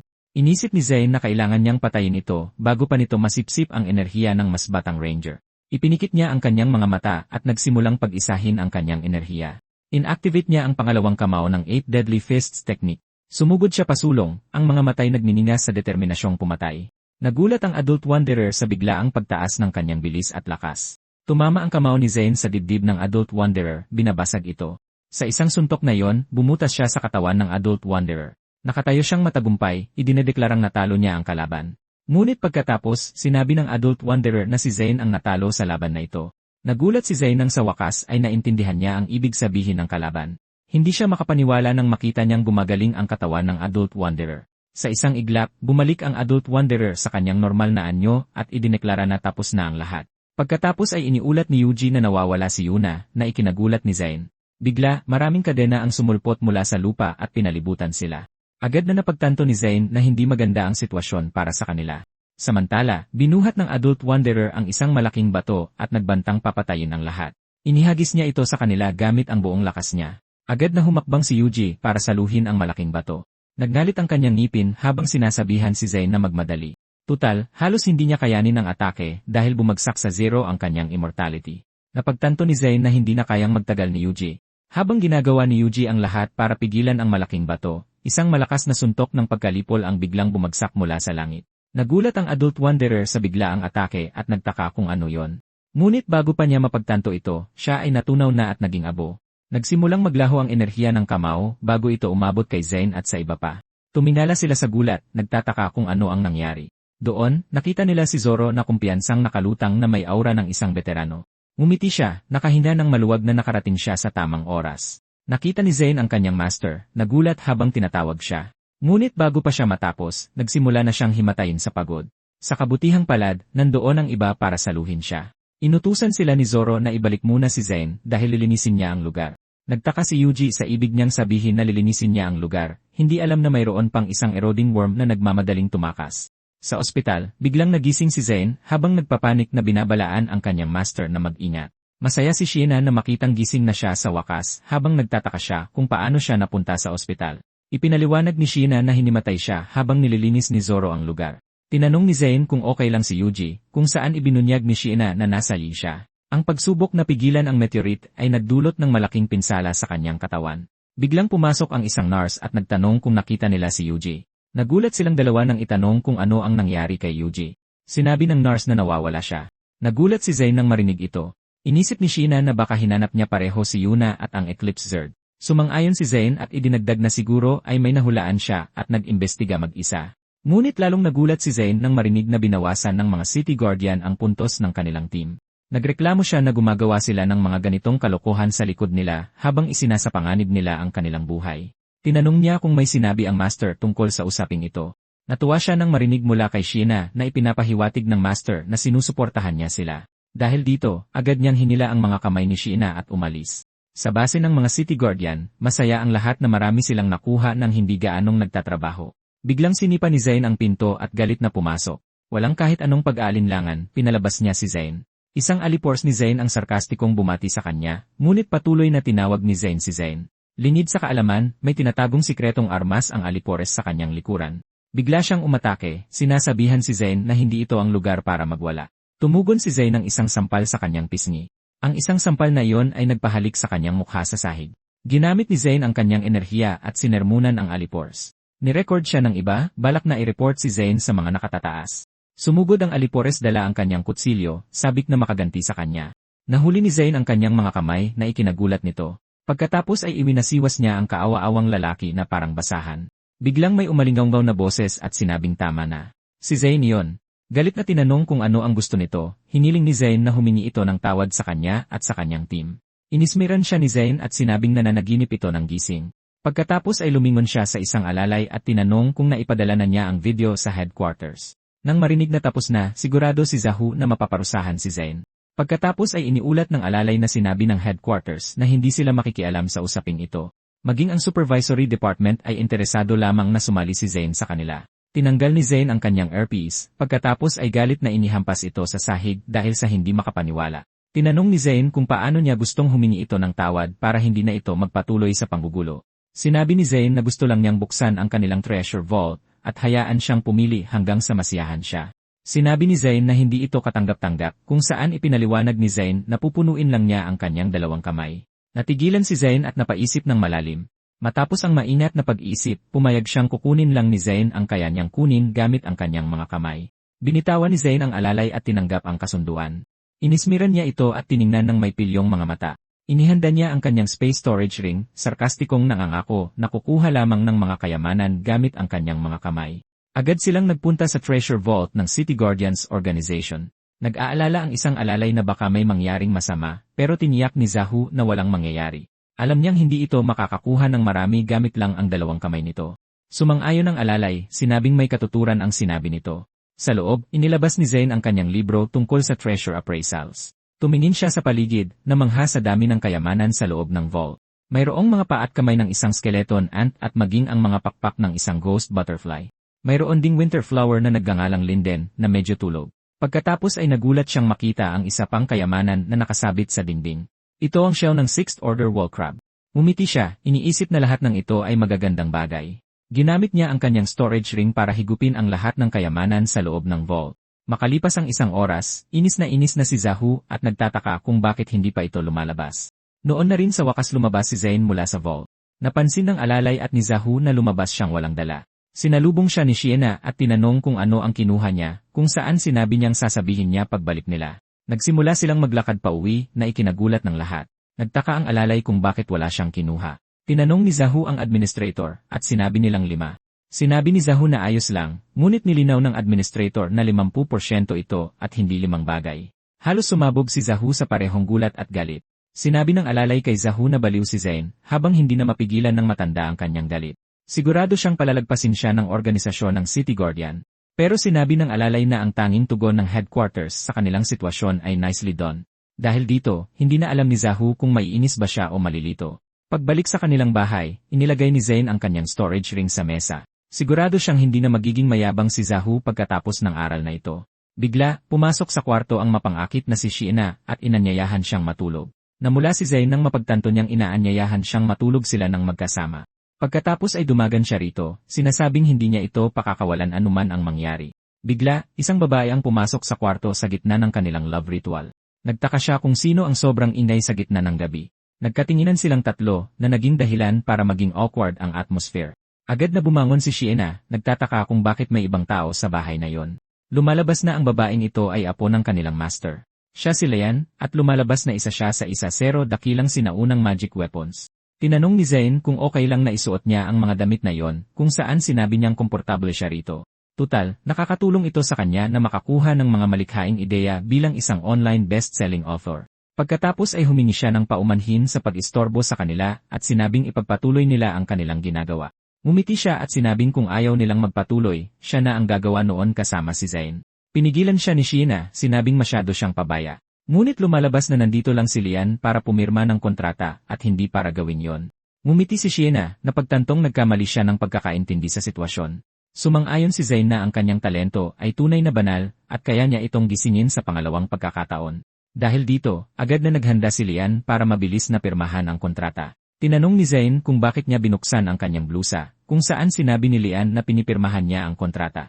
Idinagdag niya na ang mga kontrata ay ginagawa lamang pagkatapos ng malapitang kontak. Masyadong natulala sina Zayn at Sheena para magsalita nang marinig ang kanyang mga salita. Napabuntong hininga si Zayn, sinabing wala siyang pagpipilian kundi tulungan siya. Ipinatawag niya ang kanyang mga light chain na pumalibot kay Lian. Pagkatapos ay inactivate niya ang kanyang divine light. Naramdaman ni Lian ang enerhiya ni Zayn na dumadaloy sa kanyang buong katawan. Sinabi niyang sobrang init, parang daloy ng init na pumapasok sa kanyang katawan. Ang init na ito ay komportable para sa kanya, at nakatulong ito sa kanya na mag-breakthrough bilang isang level spirit. Nagulat si Zayn na ang tunay niyang talento ay ang magpino ng true essence. Nagsimulang kumalat ang enerhiya sa paligid ng katawan ni Lian. Pagkatapos ay tiningnan niya ang kanyang bagong gising na estado, nagulat nang mapagtanto ang kanyang talento. Samantala, umalis si Sheena para kumuha ng isang basong tubig habang sinusubukan nila ang kanyang talento. Sinabi niya na nakakagulat na si Lian ay isa ring divine level spirit. Ngunit habang kukuha na sana siya ng tubig, nakarinig siya ng mga kakaibang ingay mula sa kwarto. Nagpatuloy siya sa pakikinig. Masyadong kakaiba ang kanilang dialogo para sa kanya. Pagkatapos ay pumasok siya bigla sa kwarto na iniisip na may ginagawa sila. Ngunit lumalabas na sinusubukan lang nila ang kapangyarihan ni Lian at wala nang iba. Nahiya si Sheena nang mapagtanto niyang nag-isip siya sa maruming paraan. Ang mga sangkap na kanilang sinubukan ay pinipino na ngayon. Lumapag ang mga tableta sa palad ni Zayn habang pinupuri niya ang talento ni Lian. Tinanong ni Sheena kung ano yon, kung saan ipinaliwanag niya na ito ay isang spiritual energy pill. Bigla, lumundag si Lian kay Zayn at sinabing ang alchemy fire sa kanyang katawan ay hindi pa nawawala. Pareho silang nahulog sa sahig habang si Lian ay pumapatong sa kanya. Hinimok niya itong magmadali at patayin ang refined true fire sa loob nito. Bigla, hinila ni Zayn si Sheena at humingi ng tulong. Hindi mapigilan ni Lian na makaramdam ng kakaibang ginhawa sa kanilang ginagawa. Sumali rin si Sheena at dumagan din sa ibabaw ni Zayn. Pakiramdam ni Lian ay paakyat na siya sa langit dahil sa ginhawa. Umungol si Zayn, naggangalit ang kanyang mga ngipin. Tila nag-enjoy ang mga babae sa ibabaw niya sa kanilang ginagawa. Hindi bumangon si Lian mula sa ibabaw niya at nagpatuloy. Mabilis na lumipas ang gabi sa lungsod. Kinabukasan, nagising si Zayn na pagod habang nakapahinga sa kanya ang mga babae. Pareho nilang pinupuri ang kanyang kakayahan, sinasabing ang kanilang katawan ay mas naging pino. Pagkatapos ay tumayo si Zayn, handa nang harapin ang araw. Inihayag niya kay Lian na imbestigahan nila ang mga nawawalang miyembro ng kanilang team. Idinagdag ni Sheena na hahanapin nila si Yuna habang inilalabas ang litrato nito. Sinabi ni Lian na pamilyar siya sa taong ito, at sinabing madalas itong pumunta sa dance hall. Nagulat si Sheena, kaya sinabi niyang madalas siyang pumunta sa dance hall. Natutuwa si Zayn na nakakuha siya ng clue ng ganito kadali. Pagkatapos ay winisikan niya sila ng isang mabahong amoy, na sinabing isa itong heather spray na nakakairita sa mga zerd. Sa dance hall, maraming babae ang nakitang nagpa-party at umiinom. Nilapitan nilang tatlo ang iye at tinanong kung nandoon si Yuna. Bilang tugon, nagpakita ng masamang ngiti ang iye nang marinig ang pangalan niya. Kinumpirma ni Zayn na hinahanap nga niya si Yuna. Nang marinig ito, nagulat ang lahat ng ibang lalaki sa silid. Inanunsyo ng iye sa lahat na si Zayn ang magbabayad para sa lahat ng naroroon. Masayang nagsigawan ang lahat nang marinig ang anunsyong ito. Nagtaka si Zayn habang sinabi ng iye na inilagay ito sa kanyang credit ng isang customer kahapon. Akala ni Sheena ay masama yon, habang alam ni Zayn na si Yuji ang may gawa. Ibinigay sa kanya ng iye ang isang kahon na iniwan ni Yuji para sa kanya. Tiningnan ito ni Zayn at nagtaka kung ano yon. Dahan-dahan niyang binuksan ang kahon. Sa loob, nakakita siya ng sulat at maingat itong binasa. Isinasaad sa sulat ang mahahalagang petsa na may kaugnayan sa mga zerd. Nagtaka si Lian kung ano ang sinusubukang sabihin ni Yuji. Sinabi ni Zayn na nangangahulugan itong mayroon ng 7 parasito sa kabuuan. Tumingin sa kanya ang mga babae bilang pagsang-ayon. Sinabi ni Zayn sa kanila na hintayin siya at nagpaalam na pupunta sa banyo. Pumasok siya sa banyo nang nagmamadali. Isang lalaki ang dumarating at nagpaalam siya dahil kailangan na niyang umihi. Habang umiihi siya, nagtaka ang lalaki kung ano ang amoy na yon. Nainis ang lalaki nang makilala na amoy heather ito. Galit na sumugod sa kanya ang lalaki, sinabing pinakaayaw niya ang mga bulaklak ng heather. Ngunit hindi na tinag si Zayn habang pinapanood ang paparating na kamao ng lalaki. Sa isang galaw lang niya, pinatalsik niya ang lalaki paatras. Pagkatapos, isang eroding worm ang lumabas sa ulo ng lalaki. Hinuli ito ni Zane gamit ang kanyang mga kamay, at nakilala na ito ang Eclipse Zerd. Sinubukan ng insekto na makataka sa kanyang hawak, ngunit walang awa itong dinurog ni Zane gamit ang kanyang mga kamay. Samantala, nagmamadaling tumakbo sina Lian at Sheena para tingnan kung ano ang nangyari. Nakita nila ang lalaking nakahandusay sa sahig at ipinaliwanag ni Zane ang sitwasyon. Nagtaka sila kung nasaan ang iba dahil isa ang lalaking ito sa 7 Eclipse Zerd. Iminungkahi ni Zane na umalis na sila roon para maghanap ng mga clue. Bigla, isa pang lalaki ang sumugod sa kanya na may hawak na kutsilyo. Walang kahirap-hirap na naiwasan ni Zane ang pananambang, at gumanti ng isang malakas na sipa sa tiyan ng lalaki. Isa pang eroding worm ang lumabas sa ulo ng lalaki pagkatapos. Bago pa man ito makatakas, agad itong pinatay ni Zane. Nagtaka si Lian kung isa na naman ba ito sa mga Eclipse Zerd. Nakilala ni Sheena ang lalaki bilang tauhan ni Zhao. Nang marinig ito, napagtanto ni Zane na lahat ng taong nahawaan ng Eclipse Zerd ay may kaugnayan sa Breeze Dance Hall. Itinuro niya ang lalaking walang malay, at nahinuha na ang salarin sa likod nito ay walang iba kundi si Zhao. Ngunit kasama nito ang isang kagyat na realisasyon. Alam na niya ngayon kung saan pupunta si Yuji. Samantala, nagpapakasaya si Zhao sa kanyang base. Pinupuri siya ng babaeng kasama niya sa kanyang kapangyarihan. Ngunit sa gitna ng kanilang matinding sesyon, isang silweta ang biglang pumasok sa silid. Walang iba kundi si Yuji, galit na kinumpronta si Zhao. Inisa-isa ni Yuji ang lahat ng karumal-dumal na krimen na ginawa ni Zhao. Galit niyang idineklara na hindi niya ito hahayaang makatakas. Ngunit bilang tugon, pinagtawanan lang siya ni Zhao. Sinisi siya ni Yuji sa pagkawala ni Yuna at nagpa siyang makipagtuos. Tinanong siya ni Zhao kung hindi ba siya natatakot sa kanyang mga tauhan. Bigla, ilang armadong lalaki ang pumasok sa silid. Sinabi ni Zhao sa kanila na patayin siya kaagad. Nang marinig ito, agad na sinugod ng lahat si Yuji. Ngunit hindi magpapatalo si Yuji nang walang laban at ginamit na ang kanyang skill. Noon pumasok si Zane sa lugar kasama sina Sheena at Lian. Ang mga lalaking sumugod kay Yuji ay pinabagsak ng kanyang skill. Nagulat si Zhao na makita siya sa lugar na yon. Ganoon din si Yuji, ngunit sinabi ni Zane na hindi niya hahayaang mag-isang saktan si Yuji. Nang marinig ito, natigilan si Yuji at hindi nakapagsalita. Pagkatapos ay sinabi ni Zane sa lahat na lumayo kung ayaw nilang mamatay. Kumpiyansa ang mga armadong lalaki sa kanilang bilang at sumugod. Nagpakita si Zane ng isang kumpiyansang ngiti bago maglaho na parang bula. Sa isang iglap, nagawa niyang pabagsakin ang 3 kalaban ng sabay-sabay. Lumapag siya sa lupa, iniwang walang malay ang mga kalaban sa sahig. Nang makita ito, naisip ni Yuji na gumaling na siya sa pakikipaglaban sa maikling panahon. Samantala, iniulat ni Lian na tumatakas si Zhao. Agad siyang sumunod dito. Lumapag siya sa harapan niya, hinaharangan ang kanyang daan para makatakas. Pagkatapos ay nagpakawala siya ng isang mapanirang suntok na tumagos sa dibdib ng matanda. Kahit sa kanyang kamatayan, minumura pa rin niya si Zane. Bumagsak siya sa lupa na may butas sa dibdib, habang isang eroding worm ang lumabas sa kanyang ulo. Napansin ni Zane ang uod, saka mabilis itong sinuntok sa pader. Nang makita ang durog na katawan ng insekto, nagulat siyang malaman na hindi ito ang Mother Zerd. Samantala, galit ang mga alipors ni Zhao sa kanya dahil sa pagpatay sa kanilang leader. Sa wakas, napagtanto ni Zane na nahulog sila sa isang bitad. Kalahating oras ang nakalipas, nagdala ang kalihim ng mayor ng isang dokumento na kailangan ng pirma ng mayor. Ngunit nang lumingon ang mayor, may isang eroding Zerd na pumapasok sa kanyang ulo. Lubos na nasindak ang kalihim sa nakita, at sinundan ito ng isang desperadong sigaw na pinatahimik pagkatapos. Balik sa kasalukuyan, masama ang kutob ni Zane sa sitwasyon. Inutusan niya silang 3 na hanapin si Zoro para tulungan sila. Hinikayat niya ang lahat na umalis agad dahil wala nang gaanong oras. Samantala, inanunsyo ng nahawa ang mayor ang isang wanted notice para kay Zane dahil sa ginawa nitong pagpatay. Ngumisi siya, sinabing hindi niya inaasahan na kakagatin kaagad ang pain. Lumabas si Zane sa lugar at iniwan ang lahat na nakatingin sa kanya. Naisip niyang kailangan niyang humiwalay sa iba para hindi sila madamay dito. Ngunit paglabas niya, nagulat siya sa kanyang nakita. Sa itaas niya ay ang matandang si Kutong na nakasakay sa isang hovercraft. Sa isang utos lang niya, pinilit niyang lumuhod si Zane. Bumalik sa base ni Zoro, naghahain ng tsaa ang matanda para sa isang matandang kaibigan na bumisita sa kanya. Sinabi ng misteryosong matandang kaibigan kay Zoro na bibitayin ang kanyang disipulo bukas. Nagdilim ang mukha ni Zoro habang nanatili siyang hindi kumikibo. Ang kanyang aura ay naging parang isang mapanganib na maninila, ngunit hindi natinag ang lalaking nakahood dahil isa lamang siyang clone. Ngumiti si Zoro at sinabing nakalimutan niya yon. Pagkatapos ay sinabi niyang walang problema habang umaalis ang misteryosong lalaking nakahood. Pagkatapos, lumapit si Jugo at tinanong si Zoro kung dapat ba niyang tulungan si Zane. Pero, hindi pa maaaring kumilos si Zoro dahil si Zane ang kanilang pain. Tutal, ang sitwasyon ay parang laro ng chess para sa kanya. Pabalik sa headquarters, mahigpit na nakatali si Zane sa isang silya. Tinanong niya si Kutong kung anong krimen ang ginawa niya, pero sinuntok lang siya sa dibdib ng matanda. Sinabunutan siya ni Kutong, sinasabing hindi darating si Zoro para iligtas siya ngayon.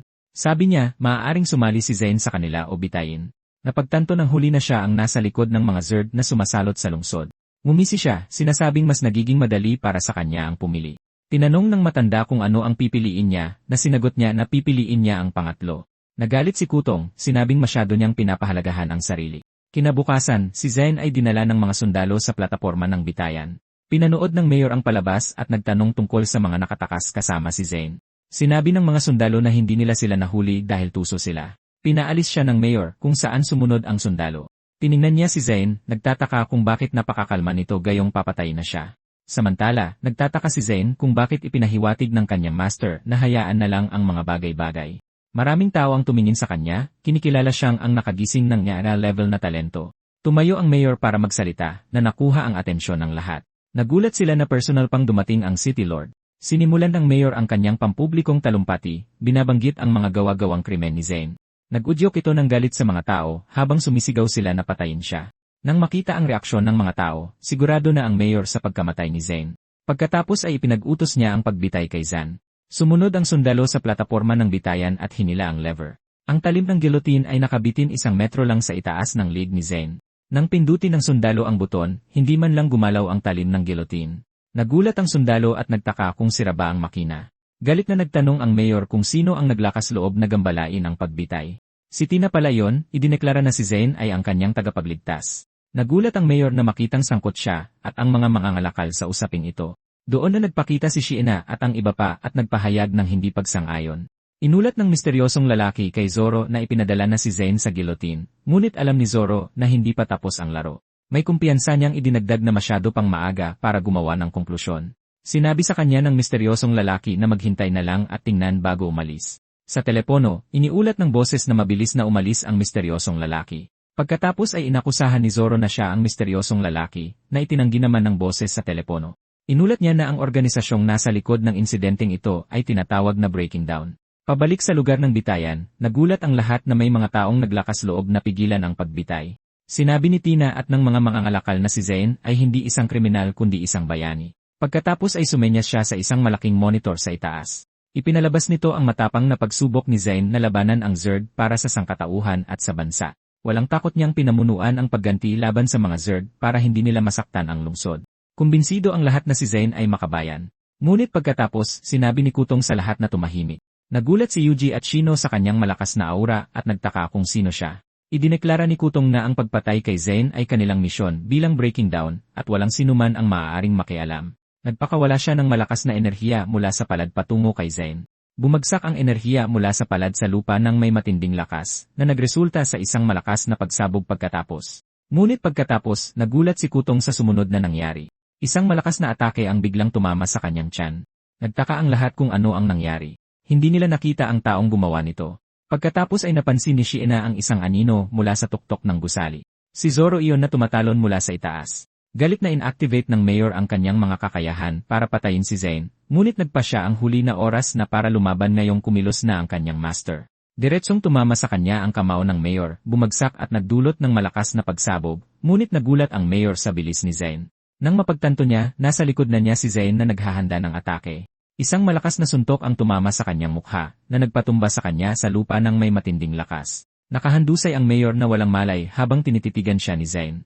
Doon na lumabas ang Mother Eclipse Zerd mula sa kanyang ulo. Hindi nagsayang ng oras si Zen at agad na hinuli ang Mother Eclipse Zerd. Dinurob niya ito gamit ang kanyang mga kamay. Natakot ang lahat nang makitang may Zerd na lumabas sa ulo ng mayor. Itinaas ni Zen ang kanyang mga kamay at ipinahayag sa lahat na pinoprotektahan niya ang lahat mula sa mga Zerd. Sa wakas ay napagtanto ng mga tao na iyon ang dahilan kung bakit kakaiba ang itsura ng mayor. Bumaba si Zoro at tinanong siya kung kumusta ang karanasan. Sinabi ni Zen na tiyak na masarap sa pakiramdam na may tulong ng kanyang master, pero mas gugustuhin niyang gawin ito mag-isa sa susunod. Pinuri siya ni Zoro sa kanyang magaling na gawa. Idinagdag niya na sayang at napatay niya si Kutong sa isang iglap at hindi nakakuha ng mas maraming impormasyon. Nalito si Zen, kaya ipinaliwanag ni Zoro na mayroong isang misteryosong organisasyon sa mga tagapagtanggol ng kanilang lungsod. Nagulat si Zen nang marinig ang tungkol sa pag-iral ng Dawn. Samantala, nag-aalalang iniulat ni Yuji na natagpuan na ang katawan ni Yuna. Nang marinig ito, hindi niya maiwasang malungkot. Tinanong niya si Yuji kung nasaan siya. Inihayag ng huli na ang kanyang katawan ay nasa isang kabaong kasama ng iba pa para sa isang sea burial. Nagdadalamhati ang lahat para sa pagkamatay ni Yuna at ng iba pa. Tumingin si Zayn sa dagat, humihingi ng paumanhin kay Yuna dahil hindi niya ito naprotektahan. Samantala, nagsimulang lumitaw ang makakapal na ugat sa bangkay ni Yuna. Naging kulay ube ang kanyang ulo na parang may madilim na bagay na gumigising sa loob. Minulat niya ang kanyang mga mata, at nahawaan siya ng isang mukhang multo na Zerg. Mabilis na lumipas ang panahon at dumating na ang Oktubre. Kinumpirma ni Zoro na nagawang malampasan ni Zayn ang ikatlong antas. Umusad din si Lion sa ikatlong antas at naabutan sila. Sa kabilang banda, maraming iba pang kanta ang nagising ni Sheena. Tinanong ni Tina kung maaari rin siyang gumawa ng kontrata sa kanya, pero sinabi ni Zayn na magagawa lang niya ito sa mga divinities. Nalungkot si Tina nang hihinayang na wala siyang divinity. Sinabi ni Zayn kay Zoro na gusto niyang lumakas at unti-unting lipulin ang mga Zerg. Sinabi ni Zoro na mag-aayos siya ng eroplano para sa kanya bukas para sa pagsasanay sa front battlefield. Pero dahil pagsasanay ito, sinabi niyang hindi maaaring sumama ang mga babae kay Zayn. Sumang-ayon ang huli, sinasabing abalahin niya ang master para sa mga pag-aayos kung gayon. Sa frontline battlefield ng Dragon Kingdom, umalinggaw sa buong lugar ang dagundong ng mga tangke na nagpapaputok ng mga misal. Nakita ang mga reptilian na Zerg na naghahasik ng lagim sa paligid ng lungsod. Abala ang iba sa pag-aalaga sa mga sugatang sundalo. Samantala, tinanong ni Zeke kung bakit bumalik si Keo. Sumagot ang huli na nasa dehadong sitwasyon sila, ngunit patuloy siyang pinagalitan ni Zeke. Nainis si Keo at ipinagyabang ang kanyang marka, sinasabing nandoon siya para sa isang elite mission. Bigla, natigilan si Zeke nang may mapansin. May isang chopper na lumapag sa larangan ng digmaan, dala ang kanilang mga reinforcement. Lumabas mula rito si Zayn mag-isa, wala nang iba. Nagpakilala ang huli sa kanilang dalawa. Habang nagugulat sila, tinanong ni Kyo kung bakit siya mag-isa at nasaan ang kanyang contract spirit, na sinabi niyang nasa bahay lang. Galit na nagtanong si Kyo kung pumunta siya rito mag-isa para mamatay. Sinabihan siya ni Zeke na kumalma dahil malamang ay isang maharlika mula sa lungsod ang binatang ito. Alam ito ni Kyo at sigurado siyang magiging sakit ng ulo si Zayn. Hiniling ni Kyo kay Zeke na dalhin muna si Zayn sa kanilang team, pero tumanggi ito at sinabing nagkasundo sila na siya ang unang pipili. Tumawa si Kyo, sinasabihan siyang kalimutan na lang iyon. Tinawag niya si Zayn, pinapapunta ito para makilala ang iba pang mga kasamahan sa team. Nagpakilala si Zayn habang ganoon din ang ginawa ni Kyo bilang kapitan ng kanyang kasalukuyang team. Ipinakilala rin niya ang dalawa pa nilang kasamahan na sina Kira at Kaya. Nagreklamo si Kaya habang sinusubukang tanggalin ang kanyang jacket, sinasabing nabasa siya sa isang misyon. Dumikit na ngayon ang jacket sa kanyang kamay at hindi niya ito matanggal. Humarap siya kay Zayn, humihiling na tulungan siyang tanggalin ang kanyang damit. Pumayag naman siya at tinulungan ito. Muli siyang humarap sa kanya at nagpasalamat. Humarap si Kaya sa kanilang kapitan, nagtataka kung bakit hindi dinala ni Zayn ang kanyang mga spirit. Itinaas ni Zayn ang kanyang kamay na may zumiring, sinasabing may dala siyang regalo para sa kanila. Biglang lumitaw ang tatlong level 6 na baluti, na naging dahilan ng kanilang pagkagulat. Nagsaya si Kira at Kaya nang matanggap ito, sinasabing malugod siyang tinatanggap sa team. Pero tumanggi si Kyo dahil hindi niya ito kailangan bilang isang mecha operator. Sinabi niya sa kanila na kukunin niya ang susunod na gawain at mga supply na kailangan nila. Tinanong ni Zayn kung totoong mecha operator siya, kung saan isiniwalat ng dalawa ang kanyang kwento. Biglang humingi ng paumanhin si Kaya, sinabing nakalimutan niyang galing din si Zayn sa mga bigatin. Inihagis ni Kyo ang mga supply sa kanila, sinasabing dapat na silang maghanda. Tinanong ni Zayn kung ano ang kanilang misyon, na isiniwalat ni Kyo na ito ay para putulin ang lahi. Idinagdag niya na mabilis dumami ang tribo ng Azaki Snake at pinalakas ang kanilang mga tropa. Iyon ang dahilan kung bakit isang buwan nang naglalaban ang unang war zone at ang mga Azaki Snake. Pero dumating si Wade at sinira ang linya ng supply ng reinforcement ng mga ahas. Isiniwalat niya na ang utos ay galing sa pangalawang war zone para wasakin ang pugad ng mga ahas. Pagkatapos ay umalis siya, sinasabing naubusan na sila ng oras. Nag-ooperate na siya ngayon ng isang mecha, sinasabihan ang kanyang team na manatiling alerto dahil papalapit na sila sa target na lokasyon. Na-alerto si Zayn, sinasabing nakarating na sila. Tinitignan niya ngayon ang malaking balat ng ahas na nakasabit sa puno. Nagtataka ang ibang mga kasamahan kung ano yon, kung saan isiniwalat ni Kyo na ito ay ang pinagbalatan ng ahas, at nagpapalit sila ng balat kapag nakakumpleto ng panibagong level. Napansin ni Zayn kung gaano katuso ang mga ahas dahil itinago nila ang mga itlog doon. Napakakaraming itlog din ang nakasabit sa balat. Isiniwalat ni Kyo kung gaano kahaba ang balat ng ahas at mayroong 100 milyon itlog na nakatago. Nagsimulang mabiyak ang isa sa mga itlog na nakakuha ng atensyon ni Kira at Kaya. Pagkatapos ay sumunod ang marami pang itlog at nagsimula na ring mabiyak. Tinakpan ni Kira at Kaya ang kanilang mga tenga dahil sa nakakainis na tunog habang si Kyo ay nakatayo at tinitiis ang puwersa. Pero nabigo siya at tumilapon palayo sa eksena na naging dahilan ng kanyang pagsigaw sa takot. Sumunod si Zayn sa kanya habang sinusubukang abutin ang kanyang kamay na nag-udyok sa dalawa pang kasamahan na tawagin ang kanilang mga pangalan. Habang nahuhulog sila, sumigaw si Kyo kay Zayn na tapusin ang misyon at huwag na siyang iligtas. Pero nagawang mahawakan ni Zayn ang kamay ng mecha. Pagkatapos ay naggalit ang kanyang mga ngipin at sinubukang hilahin siya palabas gamit ang lahat ng kanyang lakas. Pagkatapos ay sumigaw siya sa kanyang kapitan na iangat siya, na narinig ni Kyo at naalerto. Lumapag naman ang kapitan sa lupa, habang tinatawag ng dalawa pa ang pangalan ni Zayn. Nagtataka si Kyo kung paano iyon naging posible at kung bakit may napakalakas na puwersa si Zayn. Sinabi ni Kira sa kanya na napakataas ng bangin at malamang ay nahulog si Zayn sa kanyang kamatayan. Biglang lumuhod si Kyo. Humihingi siya ngayon ng tawad at sinisisi ang sarili sa nangyari, pero isang kamay ang biglang kumapit sa gilid ng bangin. Si Zayn yon, sinasabihan silang hindi siya patay at hilahin siya paakyat agad. Napangiti sa gulat si Nakaya at Kira habang hinihila siya paakyat. Masaya sila na buhay pa siya. Tinawag siyang tanga ni Kyo dahil sa pagsasakripisyo ng buhay para sa kanya at sinabihan silang mag-focus sa pagtapos ng misyon. Biglang sumutsot ang ahas sa harap nila. Inisip ni Zayn na hindi ito maganda dahil napakarami nila. Nagsimulang lumapit ang mga batang ahas habang sila'y napipisa. Inutusan sila ni Kyo na mag-ingat. Napatingin ang dalawa sa takot habang iniisip na mamamatay sila doon. Nagsimulang umatake ang mga ahas, pero sinabi ni Kyo na umalis na sila agad habang siya ang haharang sa mga ahas. Sinabi ni Kyo sa kanya na napakarami nila at hindi sila makakatakas. Biglang itinaas ni Zayn ang kanyang kamao. Nagsimulang magliwanag ng ginto ang kanyang zoomiring. Lahat sila ngayon ay napalibutan ng isang gintong globo na naging dahilan para huminto ang mga ahas. Tila napansin ni Kyo ang kanilang biglaang reaksyon. Nagsimulang iyuko ng mga ahas ang kanilang mga ulo sa kanila. Nalilito na sila ngayon kung ano ang nangyayari. Pagkatapos ay sinabihan ni Zayn ang kanilang kapitan na kumilos at simulang sunugin sila. Natauhan si Kyo at nagsimulang maglabas ng napakalaking apoy. Sumutsot ng malakas ang mga ahas habang nasusunog. Nasusunog na ngayon ang bahagi ng gubat dahil sa pag-atake. Tinanong ni Kira si Zayn kung ano ang ginawa niya, kung saan sumagot siya na gumamit siya ng kagamitan para takutin sila. Inanunsyo ni Kyo sa kanila na tapos na habang nasusunog pa rin ang mga ahas hanggang ngayon. Pagkatapos ay humarap siya kay Zayn, tinatanong kung ano ang ginawa niya, pero normal lang siyang sumagot. Nagsimulang magpakita ng babala ang monitor ng mecha na ikinalito ni Kyo at Zayn. Isiniwalat ni Kyo na hindi naging maganda ang takbo ng misyon na puksain ang pugad ng mga ahas. Lahat ng kilalang reinforcement points ng Izaki Snake Clan ay markado na. Humarap si Kyo kay Zayn, sinasabing mababantayan nila ang mga daanan gamit ang kanyang kakayahan. Nang lumimang ekspresyon ni Zayn, alam na hindi nila kayang ubusin silang lahat, pero dapat na silang tumakbo ngayon. Isang ikalimang ranggong Izaki Snake Guardian ang sumutsot sa itaas ng puno ng pino. Nagulat si Kira nang makita ang Snake Nest Guardian habang napansin ni Kyo kung gaano ito kalaki. Sumigaw si Zayn sa kanila at nagmamadaling sinabihan silang tumakbo na. Nagmura si Kira habang tumatakbo palayo kasunod si Kaya. Nagpakawala ng atake si Kyo gamit ang mecha, sinasabing poprotektahan niya ang likuran habang tumataka sila. Sumutsot sa sakit ang Snake Guardian habang nagdulot ng pagsabog ang atake. Lumingon si Zayn at tinawag ang kanilang kapitan. Sinusubukan na ngayong lunukin ng ahas ang mecha sa bibig nito. Pagkatapos ay dinurog nito ang mecha na nagpahulog kay Kyo mula sa itaas. Napangiwi sa sakit ang huli dahil puno na siya ngayon ng mga pasa. Napatingin sa takot si Kira at Kaya habang pinapanood ang kanilang kapitan. Biglang umungol ang ahas sa harap nila habang nakabuka ang bibig nito. Sinubukan silang kainin ng buhay ng ahas, pero isang gintong sibat ang bumalot sa kanilang dalawa. Biglang nakilala ito ni Kira. Iyon ang 6th tier na baluti na ibinigay ni Zayn sa kanila.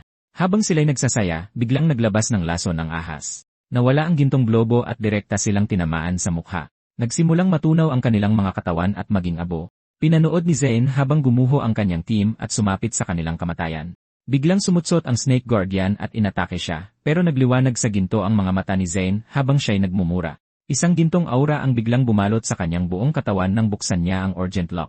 Nagawa niyang iwasan ang atake ng ahas sa pamamagitan ng pagtalon pataas. Ipinatawag niya ang kanyang Zither at inactivate ang kanyang Dragon Source. Itinaas niya ang kanyang kamay sa harapan at sumunod ang malakas na hangin. Umungol ang ahas habang may binubuo sa noo nito. Pagkatapos ay naglabas ito ng lilang shard at direktang ipinadala sa kanya. Tumagos ang shard sa malakas na hangin, agad itong tinunaw at pinabagsak si Zayn. Isang gintong sinag ang tumama sa lupa kung saan nakaupo si Zayn, nagmumura kung gaano kalakas ang 5th tier. Umungol ang ahas at sinubukang lunukin siya ng buhay, ngunit isang bigla ang bugso ng asul na sinag ang tumama sa ulo nito at ipinako ito sa lupa. Isang espada ang direktang tumusok sa ulo nito na naging sanhi ng kanyang pagkamatay. Nanlaki ang mga mata ni Zayn sa gulat ng masaksihan nito. Isang babae ang biglang bumaba malapit sa espada. Pagkatapos ay tumayo siya sa tabi nito na may ngisi. Yumuko si Zayn sa kanya, nagpapasalamat sa pagligtas sa kanya. Tumawa ang babaeng nagngangalang Gina, sinabing gwapo siya, pero taga Land of Excel daw siya, at hindi mula sa Great Xia Empire. Nakilala ni Zane na ang Land of Excel ay ang lungsod ng matinding kasamaan, kilala rin bilang Lower District. Si Gina ay isang triple L level spirit, at ang level nito ay 8 tier. Tumulo ang pawis sa mukha ni Zane nang malaman na isa siyang 8th rank Valkyrie. Biglang lumundag si Gina sa likuran niya, tinatanong kung anong kanta ang tinutugtog niya kanina. Pagkatapos ay nagpasya siyang isama siya para maging eksklusibong combat support niya. Nagtaas ng kamay si Zane sa gulat at humingi ng sandali, na ikinainsulto ni Gina dahil isa lang siyang Tier 3 Contract Spirit Master. Sinabi ni Zane na hindi pa tapos ang kanyang misyon, ngunit gusto siyang kunin ni Gina sa sapilitan. Nagtaas si Zane ng kutsilyo at sinabi sa kanya na kikitilin niya ang sariling buhay. Natuwa si Gina sa kanya at tinanong kung ano ang maaari niyang gawin para sumama siya. Naisip ni Zane na samantalahin siya dahil gusto siya nito. Pagkatapos ay itinaas niya ang kanyang daliri at sinabing sasama siya kung tutulungan siyang lipulin ang mga batang ahas. Inamin ni Gina na inaasahan niya ang isang hindi makatwirang kahilingan at pagkatapos ay pumayag. Sinabi ni Zane sa kanya na mayroon siyang mapanang distribusyon ng pugad ng Izaki Snake Clan. Inihayag niya na may 3 kalapit na lokasyon kung saan maaari silang mangharang, na agad namang sinang-ayunan ni Gina. Biglang may nabuo sa kanyang likuran. Isang malaking halimaw ang biglang lumabas sa kanya, na pagtantong umaatake na naman ang kanyang mga sugat. Tinanong ni Zane kung ano ang nangyayari habang siya ay nasa bingit ng pagkasira. May madilim na aura sa paligid niya, sinigawan niya si Zane na tumakbo. Nagpadaig na siya sa kadiliman at lumundag patungo sa kanya. Ngunit sinimulang tugtugin ni Zane ang kanyang zither nang mapagtantong naglalabas ito ng demonyong aura. Naglabas ang zither ng berdeng enerhiya na nagpabalik sa kanya sa anyong tao. Pinalibutan siya ng berdeng enerhiya, sinisira ang madilim na aura sa kanyang likuran. Lumingon siya na may pagkalito habang naglalaho ito. Tinanong ni Gina kung gawa ba yon ni Zane, na sinabi niyang maliit na bagay lang iyon. Naglakad si Gina sa unahan niya, ngunit hindi nakatakas sa pagtatanong ni Zane. Inihayag niya na nasugatan siya ng isang Tier 9 Insect Emperor, at unti-unti nitong kinokontrol ang kanyang katawan. Nakakatakot para kay Zane nang malaman na Tier 9 ito. Tinanong niya kung maaari niyang tingnan ang sugat nito, na para sa kanya ay napakatapang. Pumayag siya, pero kung maaari niyang dukutin ang mga mata nito pagkatapos. Hinawakan ni Zane ang sugat sa kanyang likod, sinasabing hindi ito malalim at magagamot. Namula ang mga pisngi ni Gina, iniisip na direkta niya itong hinawakan. Naging seryoso si Zane at umilaw ng berde. Pagkatapos ay sinimulan niyang gamutin ang sugat nito. Sumigaw si Gina nang maramdaman na dahan-dahang gumagaling ang sugat. Nawala na ang sugat sa kanyang likod dahil sa kanya. Sinabi ni Zane na pinipigilan lang ito ng purity powder, kaya may sinusubukan siyang iba. Lumitaw ang isa pa niyang spirit, na ikinagulat ni Gina dahil 2 pala ang mayroon siya. Naglabas ang kanyang spirit ng isang malaking gintong liwanag. Pagkatapos ay itinuro siya at binigkas ang kanyang life genesis. Nanginginig si Gina dahil sa wakas, gumaan na ang pakiramdam niya. Sinabi ni Zane na kalahati pa lang ang nagaling sa sugat, ngunit gusto ni Gina na ulitin niya ito. Ipinaliwanag niya na kailangan niya ng mas maraming bangkay ng insekto para maulit ito. Lumingon si Gina sa kanya na may ngiti dahil ang susunod nilang gawain ay lipulin ang mga Izaki hatchlings. Hinawakan niya ang kamay ni Zane at nagsimulang lumipad para makarating doon. Isang drone ang lumulutang sa ere para subaybayan ang mga Izaki snake. Iniulat ng lalaki na may malaking bilang ng mga batang ahas sa pasukan ng bangin. Itinuring nilang hindi maganda ang sitwasyon at nagsimulang magmungkahi ng gagawin. Inihayag ni Jugo na handa ang mga ahas na insekto at napakalinaw nito sa kanya. Inutusan niya silang kontakin ang ika-8 combat zone at sabihin sa kanila na huwag munang kumilos. Nakarating sina Zane at Gina sa tamang oras. Pagkatapos ay umilaw siya ng asul at sinabihan siyang magsimula. Ngunit hiniling ni Zane na huminto muna ito at hayaan siyang mauna. Pagkatapos ay sumugod siya pababa ng may matinding determinasyon. Isang gintong pagsabog ang naganap sa kanyang pagbaba, habang naiwan si Gina upang tiyakin ang kanyang kaligtasan. Nasa gitna si Zane ng mga Izaki snake, isa-isang pinapatay ang bawat isa sa kanila. Sinuntok niya ang isa sa kanila na nagpatalsik dito. Nagulat si Jugo at ang iba pa nang makita si Zane sa larangan ng digmaan. Sumigaw ang iba na naghahanap siya ng kamatayan sa pagsugod ng mag-isa. Muli niyang sinuntok ang isa pa na naghati dito sa 2. Orihinal na plano ni Zane na sanayin ang 8 urgency fist, ngunit napakarami nila. Nagbabanta ang mga ahas sa harap niya at umuungol sa likuran. Tiningnan nila siya ng nag-aapoy na mga mata na nag-udyo kay Gina na bumaba. Isang sinag ng asul na enerhiya ang bumaba sa gitna habang sumisigaw siyang lumayo sila. Pagkatapos ay lumundag siya palabas na may nagniningning na mga mata. Sinimulan niyang atakihin ang ahas at hinati ito sa 2. Umilaw si Zane ng ginto at sumugod sa mga ahas na ikinagulat niya. Umiti siya habang sinasabing napakawalang ingat niya. Pinalibutan siya ng ahas habang nagawa niyang buksan ang 3 lock. Sumuntok siya pasulong, naglalabas ng gintong sinagpatungo sa kalaban. Nahihirapan na ngayon ang mga Izaki snake na harapin siya. Habang nakikita ni Gina na interesante siya dahil sa kapangyarihang ipinapakita niya, masigla siyang umilaw ng asul, sinasabing tutulong siya. Nagulat sila na kayang harangan ni Zane ang pugad ng ahas, habang nagtataka ang matanda kung sino si Gina. Inihayag ni Jugo na siya ang babaeng demonyo na nakalaban ni Wade at ng asawa nito 1 buwan na ang nakalipas. Tahimik na ngayon ang larangan ng digmaan. Nakatayo na ngayon sina Zane at Gina sa gitna ng mga bangkay ng ahas. Ngayong napakarami ng bangkay, maaari na naman niyang gamitin ang Vitality Creation. Sinipsip ng kanyang spirit ang lahat ng bangkay na kanilang natalo. Pagkatapos ay sinabihan niya si Gina na maghanda upang masimulan na nila muli ang paggamot. Biglang bumukas muli ang mga sugat ni Gina. Nagsimula muli ang paggamot habang si Gina ay nakatayo sa gitna ng ginintuang liwanag. Pagkatapos ay sumigaw siya habang nararamdaman ang enerhiya sa loob niya. Isang itim na tinik ang biglang lumitaw sa kanyang likod at tinanong ni Zane kung dapat ba nila itong bunutin, ngunit inutusan siya ni Gina na bunutin ito. Pagkatapos ay sinipsip ng kanyang sandata ang lahat ng natirang demonyong enerhiya sa kanyang sugat, na naging dahilan upang muli siyang mapasigaw sa pakiramdam.